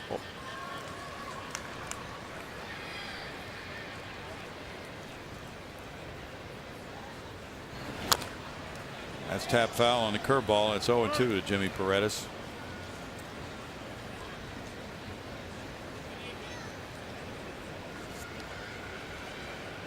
There was a doubleheader at Arizona with the Texas Rangers yesterday, so those 2 clubs will have the day off today. Did they play as many innings as we did? No, well, they played more, but the Rangers lost both ends. So the Astros actually picked up a game and a half in the standings yesterday. They went from 18 games back to 16 and a half with their win and the double Rangers loss. 1 ball, 2 strikes.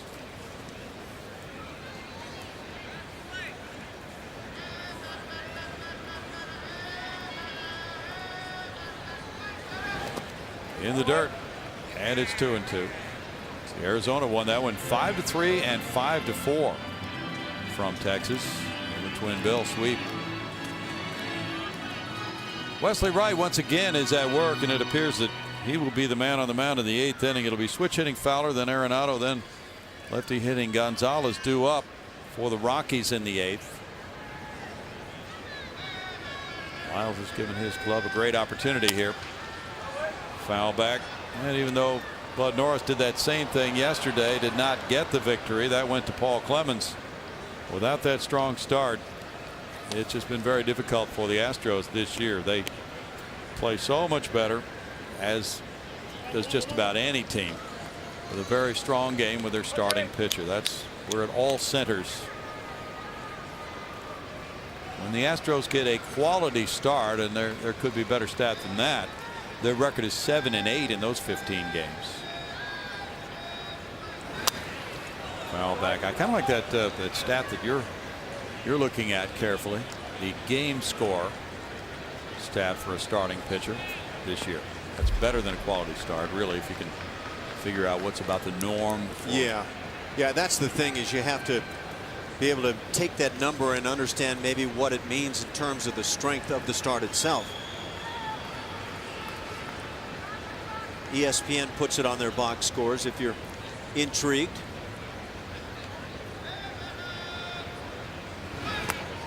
Paredes works it to a 3-2 count now. De La Rosa is close to 100 pitches, 97 as you see there.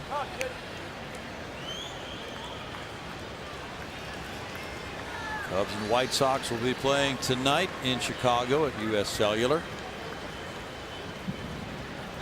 Angels and Dodgers play later tonight at Dodger Stadium.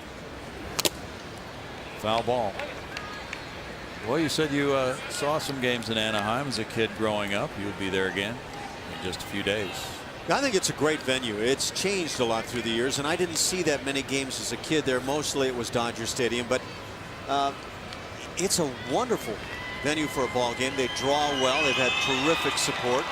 Fans tend to come out in their red shirts, very much like in St. Louis. Well, the Dodgers won last night over the Angels 8-7. Paredes takes a walk. That's the 4th walk of the season for Paredes. Haven't been a lot of those winning lines for the Dodgers this year. No. Second base on balls for De La Rosa. He's also hit 2 batters. He kind of wanted that call to go the other way.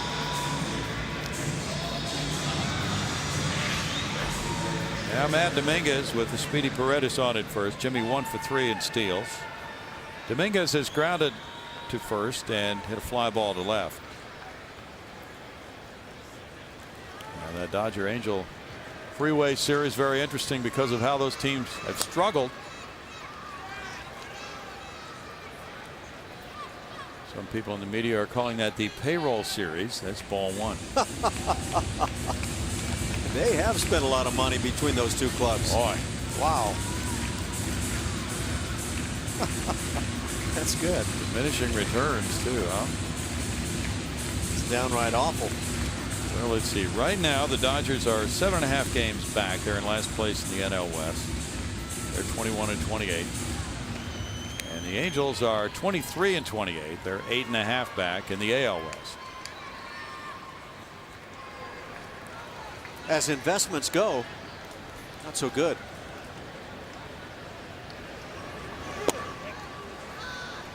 That's a strike to Dominguez. That evens the count at 1-1 to Matt. With Ronnie Cedeno on deck. By the way, the Diamondbacks are not hosting a game today in Arizona. I think that's because they played that doubleheader yesterday. And I was going to ask you, do you have any idea what that was all about? No. Still don't know why that was a day-night doubleheader in interleague play. Matt Belisle's warming up for the Rockies. There's a shot on the line. Cuddyer in right. Sticks up his gloved hand, and it's out number 2. And Cedeno comes up for the 3rd time. A couple of hits on his day. Ronnie Cedeno legs one out. This maybe a little too much time taken at third base as he gets the base hit and then shoots one through the hole on the left side. So Ronnie Cedeno, who doesn't get a lot of starts at shortstop, takes advantage with a start today. He's done well against left-hand pitching. That's exactly why he's in there. With good results at .318 batting average. Cedeno came into this game hitting .438 against lefties, and now 2 for 2 today gives him 16 hits in 34 at bats. So currently above 500 against southpaws. Marwin Gonzalez is a switch hitter. Marwin is hitting .278 as a right-handed batter. Nothing wrong with that. But when you've got a .500 hitter, that's a pretty automatic start for him. A lot of raves coming for Jonathan Villar, young shortstop in the Astros minor league system. That said, defensively, Marwin Gonzalez has made some terrific plays. A pair, 2 or 3 of them yesterday. Yeah. He's really done a job on that defensive side.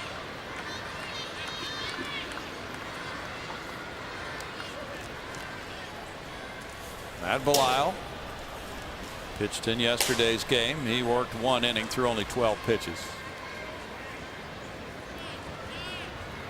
101 pitches now. We have it at 103 for De La Rosa. That's a strike. And that makes it 1-1 for Cedeno. So it's 3 straight good starts now for Jordan Lyles.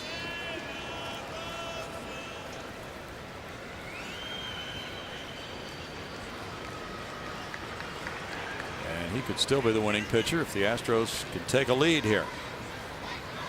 Throw goes over to first. Wow, that is a borderline at very best step toward first base.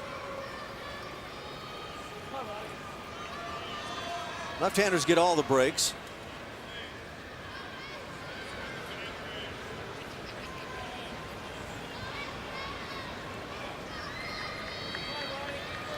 Yeah, they just kind of get their way, don't they? That's the way it is in life. Foul ball. 1 ball and 2 strikes.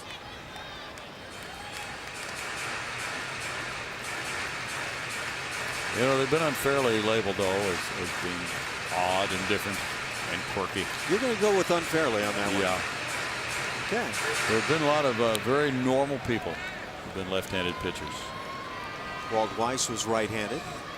Very normal fella. Swung from both sides, right? Yeah, he did. Boy, he was just a good glove man. Fouled away. Still a 1 ball 2 strike count. Can you think of any left-handed pitchers who were just kind of out there compared to weren't? Who were? Were. Or just kind of out there. Or would you say most of them were kind of out there? There were a few that certainly fit into that category. I don't want to name names. Wouldn't be prudent. Well, yeah, I certainly met some that qualified as lefties. In the dirt. Whoa, Paredes started to take off, then he went diving back to first. 2-2. We mentioned the name of Jim DeShays earlier in the day. We certainly miss him, but Jim was he was one of the real suave together left-handers. Yeah. And I guess by saying that, then you say that other guys maybe weren't quite that together. Well, check out that 85 draft. Walt Weiss was 11th. Boy, some guys who had great long-term careers came from that draft. Larkin, Bonds. Will Clark could really hit. Oh, he could. Barry Larkin, a Hall of Famer. Runner goes. That's foul.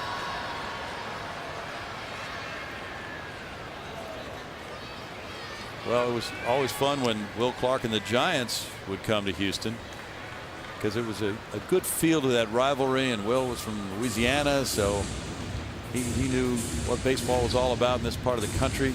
Or Mississippi, right? Mississippi. Yeah, I think so. Yeah. Will Clark made that final out in the no-hitter that Mike Scott twirled to clinch the division, 1986. And I can see it in my sleep sometimes, a pitch that Scotty threw. It got a lot of plate, and it was up a bit and somehow turned into a ground ball to first base, a routine out. But I had visions of that pitch being hit. And Will was from Mississippi State, as I recall. Yeah. Did his first home run off Nolan Ryan. Crushed it in the Astrodome. So that's where it all started, and he became a real Astros nemesis, in addition to a nemesis of many teams. Nolan might tell you the ball was carrying well that day. 2 balls, 2 strikes. Jared Cosart will pitch for Oklahoma City tonight against Omaha. That game is at Chickasaw Bricktown Ballpark in Oklahoma City.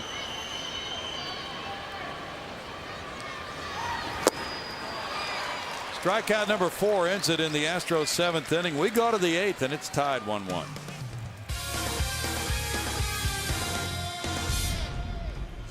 Inside the Lines is brought to you by Scotch Blue Painter's Tape. Scotch Blue. See what you can do. And we take a look at the fine defense. Ronnie Cedeno may be leading the pack as he made that fine grab on a pop fly. and then completes a double play, firing to the plate. They get another double play. More routinely, though, Cedeno tries to run it to first base. Hot shot on the left side, diving stop by Dominguez, and then he relies on the pick by Chris Carter, who's made a couple of nice picks, throws in the dirt today, so the defense has been stellar for the Stros.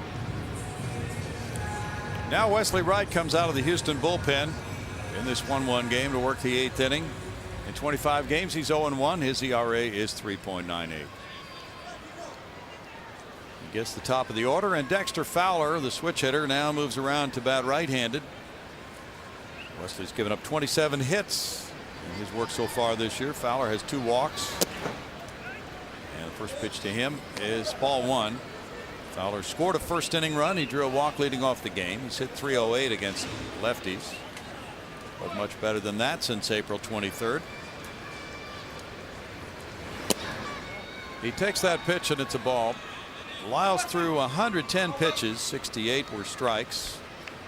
In his 7 innings of work, he allowed the Rockies 6 hits and 1 run, walking 3, fanning 3, had 3 double plays.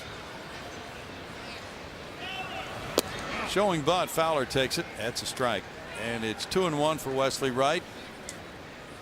He pitched twice in the Oakland series, twice in the Kansas City series, so he's been a busy guy on this homestand, and that's been the pattern throughout this entire season for this lefty, with 26 appearances as of this one. That's in for a strike. That evens the count at 2-2, and Hector Ambrose is warming up for the Astros.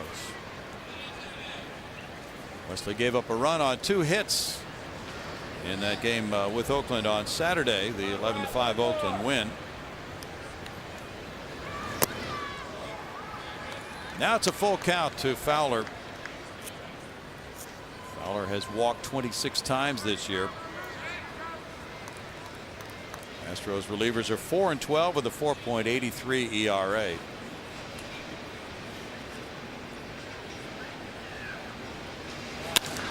That's in the air, and the center fielder Brandon Barnes tracks it back to right center. 1 out for Wesley Wright. Let's go to Layla. Well, Bill, you are no stranger to what Colorado can do to a bullpen, and that is why Bo Porter said part of the reason was that he decided to call up Brad Peacock. He said with the 12-inning game yesterday and them going to Colorado, then followed by games in Anaheim, he needed more bullpen, and he said you can never have too much pitching and you can never have too much hitting at that ballpark. So just some anticipation there for the upcoming road trip. So Brad Peacock is back as a reliever, recall from Oklahoma City, replacing Robbie Grossman, who was optioned to Oklahoma City after the game yesterday. Nolan Arenado takes ball 1. Just a reminder, you can never have too much cowbell. Ooh.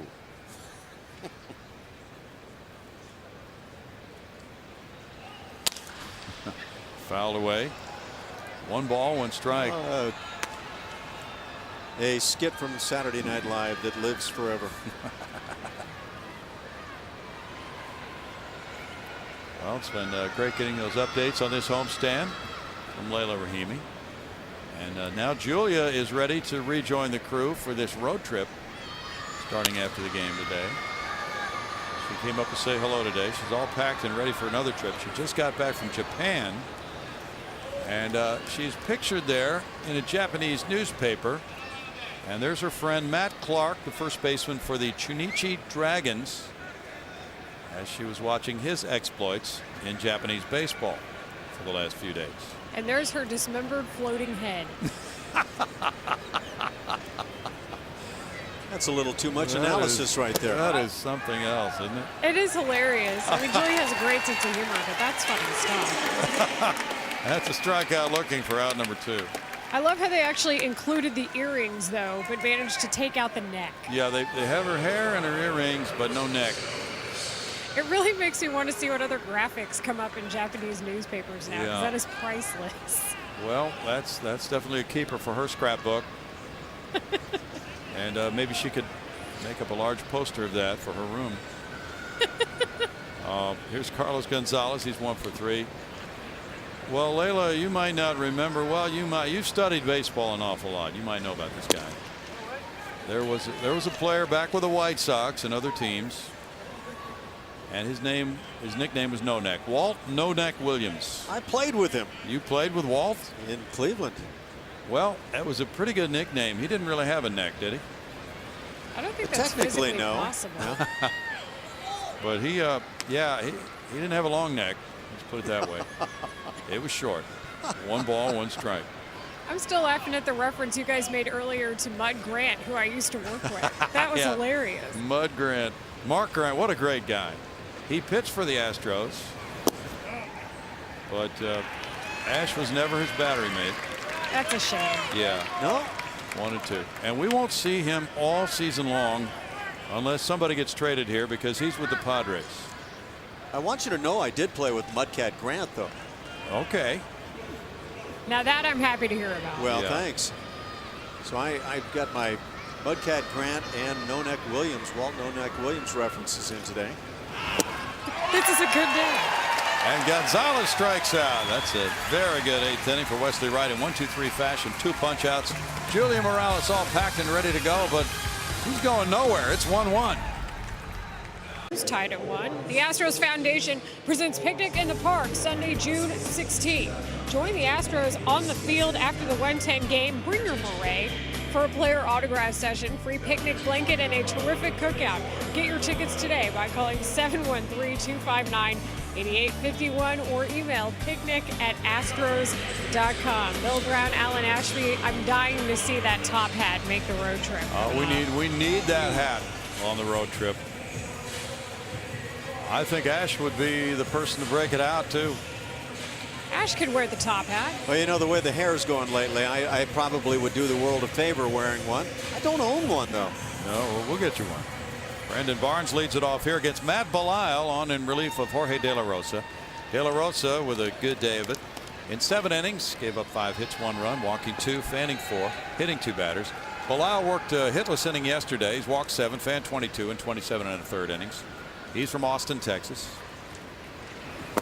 Barnes takes his first pitch and it's ball 1. And Belisle, since 2010, has pitched 252 games, more than any other pitchers in the major leagues.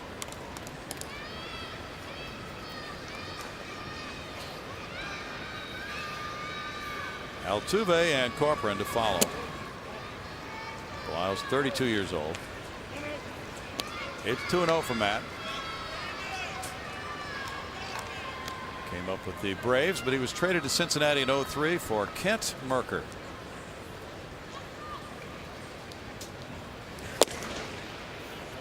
That's a strike, and it's 2-1 to Brandon Barnes. Jose Veras warming up for Houston. 6 hits for Colorado, 5 for Houston. The Astros had the only error.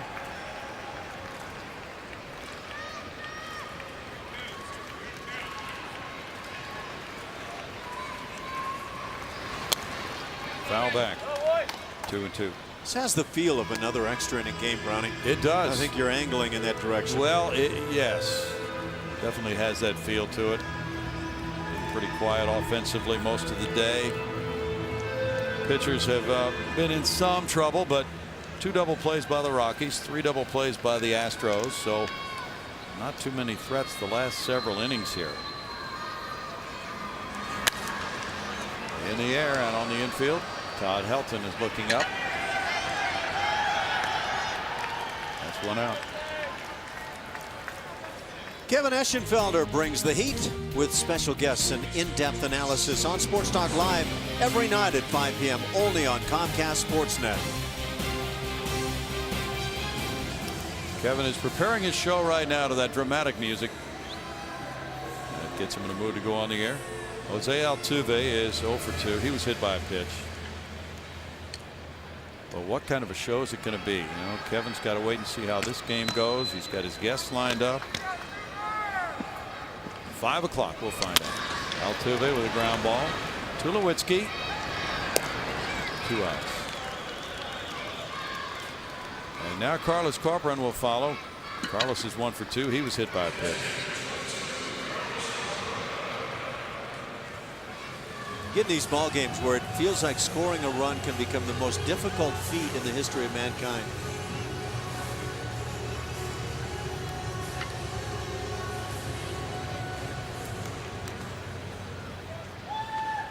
You guys ought to break out the berets on the road trip, Ash. You know what? I've got to do some more shopping. I'm realizing that I'm horribly deficient in some areas of my life. It's a nice look with Jason Castro and the guys. Bud Norris. It is. On that promo. I didn't notice, was Orbit wearing a beret? Orbit does wear a beret when he wants to paint, but that's it. Huh? That can be pretty rare. When you guys are on the road, Orbit does some painting. He's freshened this place up. Looks great. Isn't that a requirement of people who wear berets? They must be able to paint. I think it is actually. Yeah. 1-1. That's not a beret. No. So he really does go out on a limb when he does his painting. Yes. Okay. And it had better be a very large limb.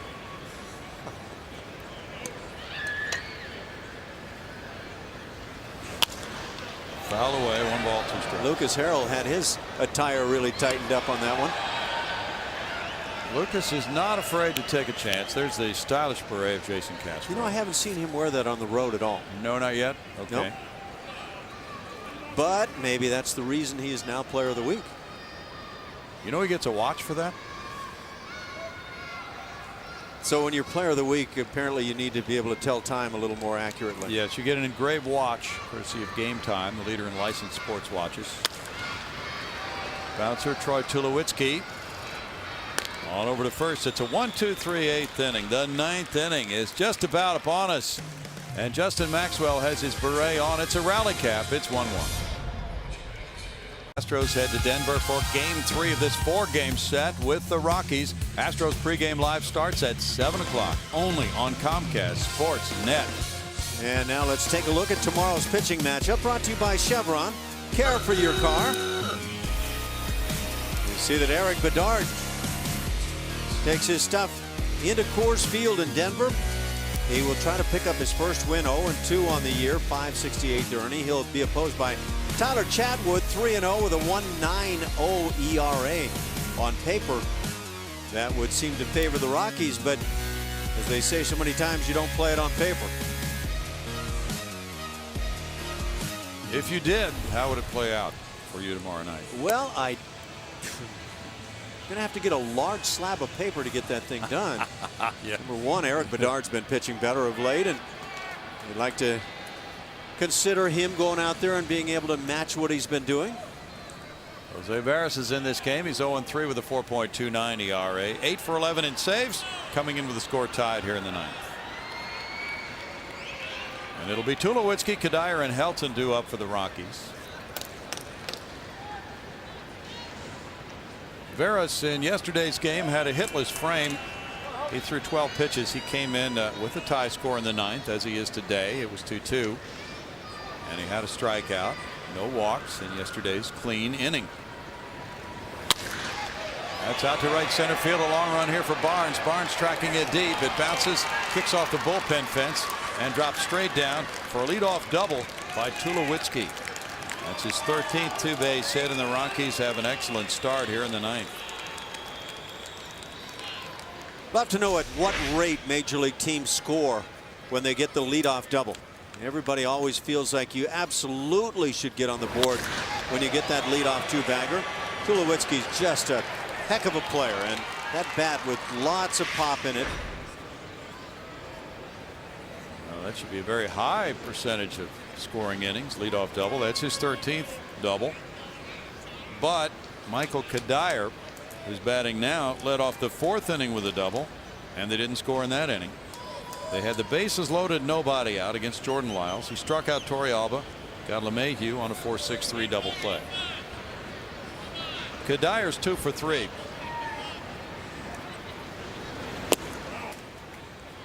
Breaking pitch comes in for strike 1 to Cuddyer. Josh Outman, a lefty. Rafael Betancourt, a righty. The closer are warming up for the Rockies. The Astros have Martinez, Carter, and Pena due up in the bottom of the 9th.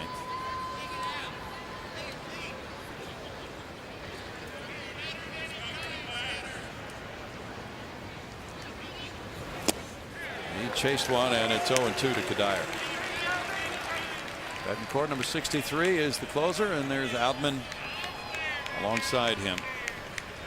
Veras was on a run of no-hit performances. He had 7 in a row, 7 appearances, 7 innings, no hits, until he got the blown save against Oakland, coming in with a 2-run lead in the 9th inning and losing that game over the weekend. This one gets by Corcoran, and that will mean the advance to third of Tulowitzki. A very big play here in a tie game in the 9th. Runner at third, nobody out. And now what it amounts to the leadoff triple, and that is really hard to shut down. That'll be a wild pitch for Veras. Breaking ball in the dirt. A little bit of a flinch right there by Carlos Corcoran. Always want to try to center up on that ball. First wild pitch for Veras. Now the infield has to come in. Line into left field, and the Rockies have a 2-1 lead. Cuddyer went out and hooked it over the third baseman Dominguez for his 3rd straight hit. That's his 30th run batted in for Michael Cuddyer, and the Rockies are up 2-1. You talked about those 3 guys in particular in the middle of this order, 3, 4, 5, Gonzalez, Tulowitzki, and Cuddyer, and they are a bat swinging bunch. And then you factor in Todd Helton, who once upon a time was one of the game's elites, going up big time but can't quite get there. The base running there at third base by Tulowitzki, freezing, even leaning back to the bag, making sure he didn't get doubled up. Todd Helton looks at ball 1. Helton's 0 for 2 with a walk. Veras had a couple of walks and then gave up a 3-run homer to Chris Young of Oakland over the weekend.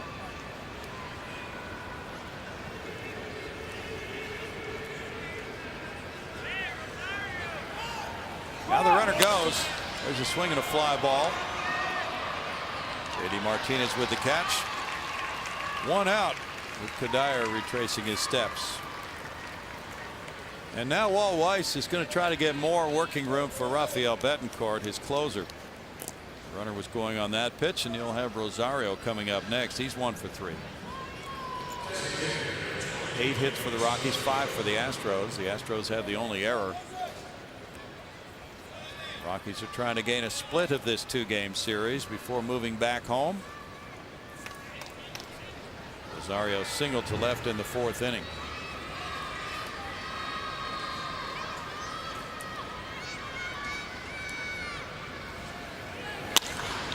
In the air to center, Barnes waiting.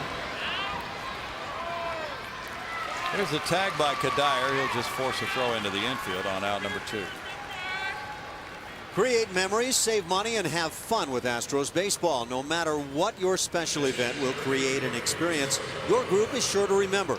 Call 1-877-9-ASTROS or visit Astros.com to find out more. They watch from a suite. It's a 1-run game, and it's Torrealba. He's 0 for 3.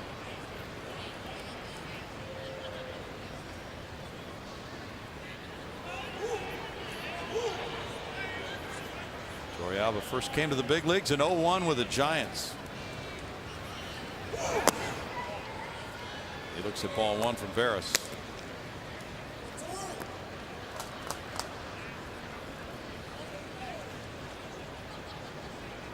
He's been with 4 playoff teams, including the Rangers in 2011.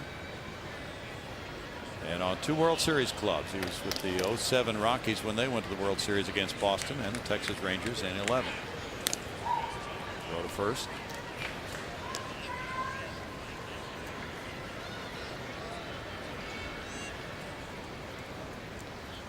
Rockies lost 2 of 3 in San Francisco before coming here, so that gives them a 1-3 record on this road trip.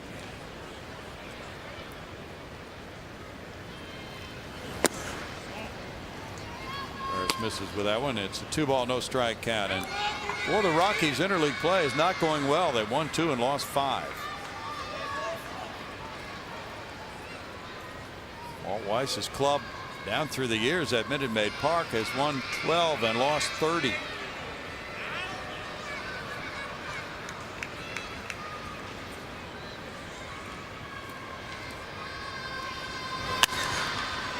In the air, and that will go back into the seats. Hit one of those girders. Came back on the field, actually. 2 balls and a strike. It's been a while since I have seen that happen here. If the ball hits a girder in fair territory, it's a fair ball, right? Yes, it's in play. So apparently this hit that string of girders that is down the left field side in foul territory. It's never, to my knowledge, hit anything on the roof above the field of play in fair territory. Hit many times over foul territory. But someday it'll probably happen. Runner takes off. Here's the throw from Corcoran to Altuve, safe. Stolen base for Cuddyer, his 4th of the year in 5 tries. Corcoran did all he could. Unleashed a pretty darn good throw. Cuddyer not a real base stealer generally speaking, but does a nice job here in picking one. That's a very nice quick release and puts the throw where it can be handled.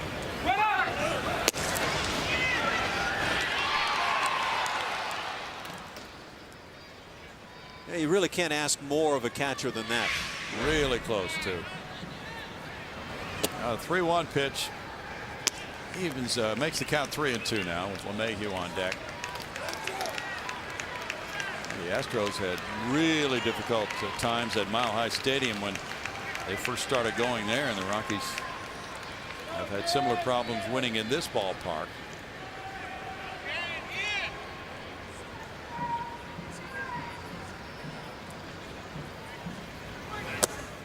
That's a walk to Torrealba, and it brings up LeMahieu. 4th walk for Astros pitching today. So they're down by 1 now, and if Veras can get LeMahieu, who's 0 for 3, they bring Martinez, Carter, and Pena up in the bottom of the 9th inning. Veras wants Corcoran to come out.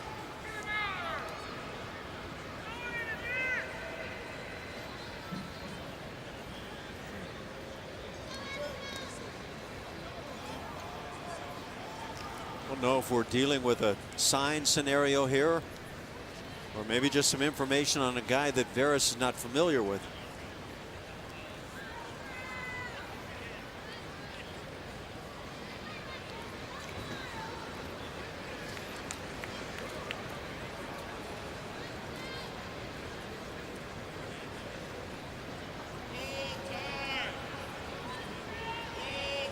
Next homestand will be brief. 3 games with the Baltimore Orioles.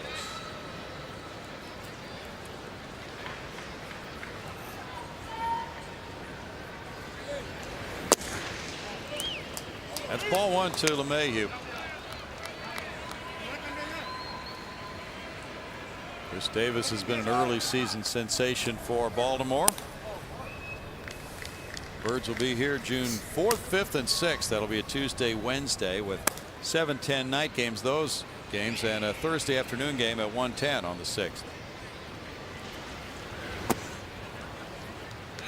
And now it's a 2-ball, no strike count. Nick Markakis, another very fine player for the Orioles, right fielder, throws well, swings an outstanding left-handed bat. Yes. J.J. Hardy, power hitting shortstop and a very steady fielder. He won the Fielding Bible Award last year at shortstop in the American League.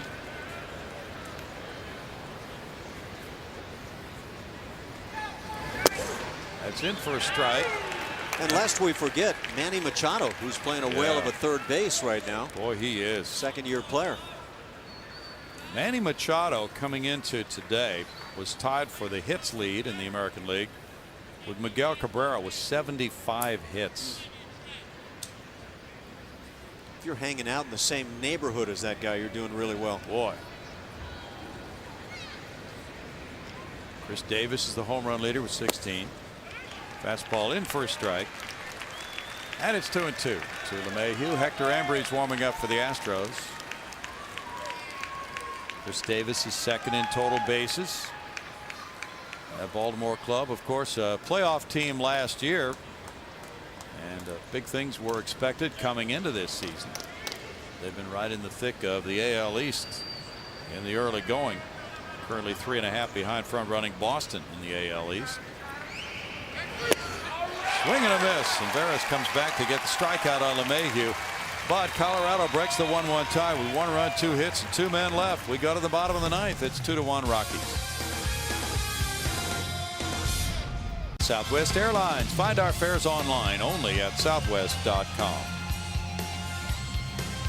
2-1 lead for the Rockies. We go on a hot day to the bottom of the 9th inning.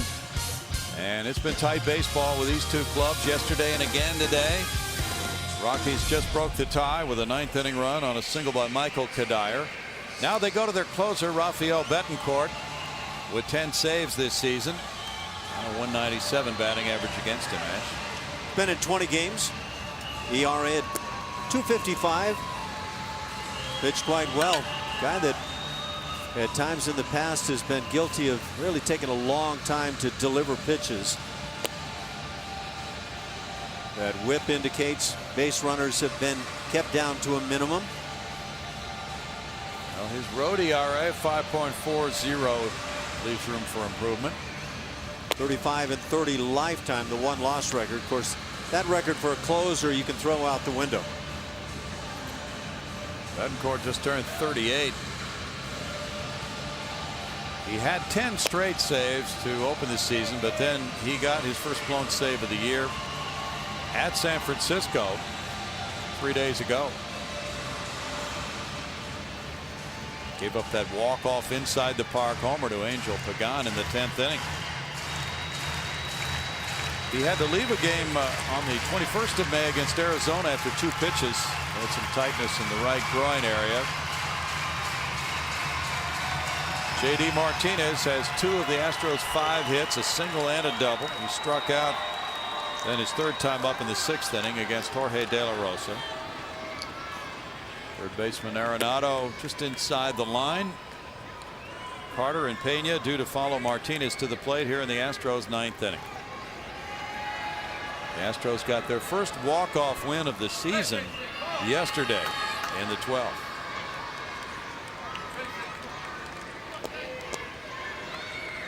The power arm type situation late in the game for the Rockies bullpen. Most teams can say that. Strike 1 for Betancourt. Last year Betancourt had 31 saves in 38 opportunities. He became the 8th Rockies reliever to have at least 30 saves in a season. Striking out right at 1 per inning. It's there for a strike, and it's 0-2 to J.D. Martinez. Not sure what you're looking for as you step up there to start the 9th inning. A couple of fastballs to start it.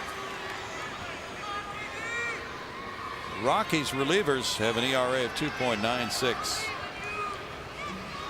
We saw lefty Rex Brothers yesterday.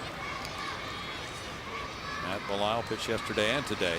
The high heat, or at least the intention. 3 straight fastballs taken. That's kind of curious. And a strikeout looking for Betancourt. Rockies didn't even want this pitch to be that close. They were trying to leave it well off the outside corner, but Betancourt missed back to the plate. Strikeout number 5 for the Rockies today. Matt Belisle had a 1-2-3/8 with the pop-up of 2 grounders. Chris Carter has the Astros RBI. That was on a fielder's choice play. He's 0 for 3. Carlos Pena's on deck.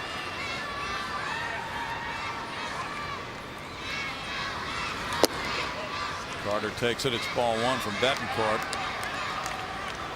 Betancourt last year was in 60 games. He's from Venezuela. He had been an infielder. He was converted to pitching in '97. Came up with Cleveland and pitched for the Tribe from 03 through 08. Traded in 09 to the Rockies. Foul back. 1-1 to count. Watching velocities, his stuff is not really the caliber of the blow hitters away type closer, and yet he's been getting the job done. Well, they had better strikeout numbers a couple of years ago. In 2010, he struck out 89 in 62 innings, and that was the 2nd best strikeout ratio per 9 innings in the majors. That's there for a strike, and it's 1-2. Certainly spotting that fastball in the strike zone. He sure is. Well, his walk to strikeout numbers have been off the charts. In 2010, 8 walks and 89 strikeouts. 2011, 8 walks and 73 strikeouts. Last year, 12 walks, 57 strikeouts for Betancourt. In the dirt. And it's 2-2 to Carter.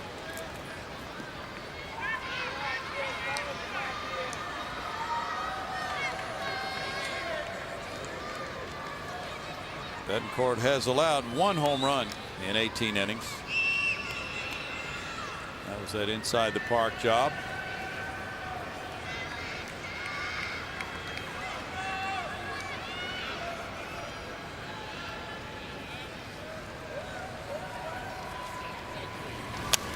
Carter fouls it back. Carter's last long ball was May 12th against Texas. 45 at bats ago.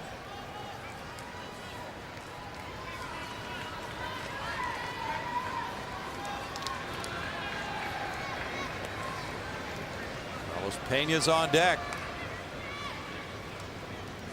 Astros are 5-10 in 1-run games. The Rockies are 6-8. Foul back. Still 2-2.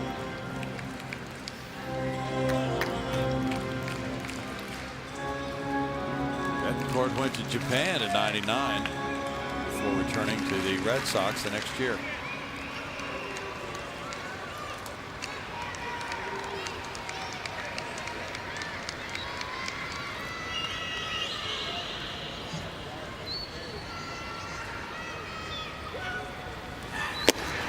Struck him out. 2 outs. As we promised earlier in the game, it's Miller time, brought to you by Miller Lite. And let's take a look at the starting pitcher, Jordan Lyles. He was good. He struggled back in the first inning, battled out, managed to allow just the 1 run. And once he got through that point of the ball game, he settled in. First 3-4 innings, struggled with the strike zone a bit. But it got better and better as the day went on. That's 3 straight fine starts now for Jordan Lyles. 2 outs now, and Carlos Pena steps up. He's 0 for 2 with a walk.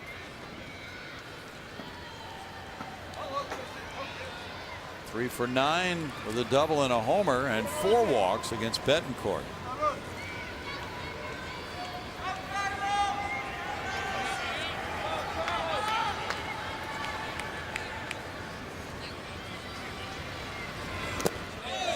Bounces the breaking pitch, and you checking with a home plate umpire, Tim McClellan, on that. And he called him for a swing on it. 0-1.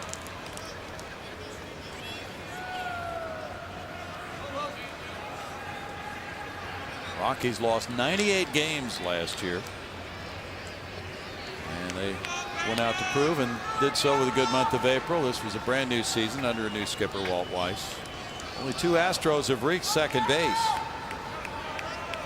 It was back in the 4th inning for both. Now a 1 ball 1 strike count for Betancourt.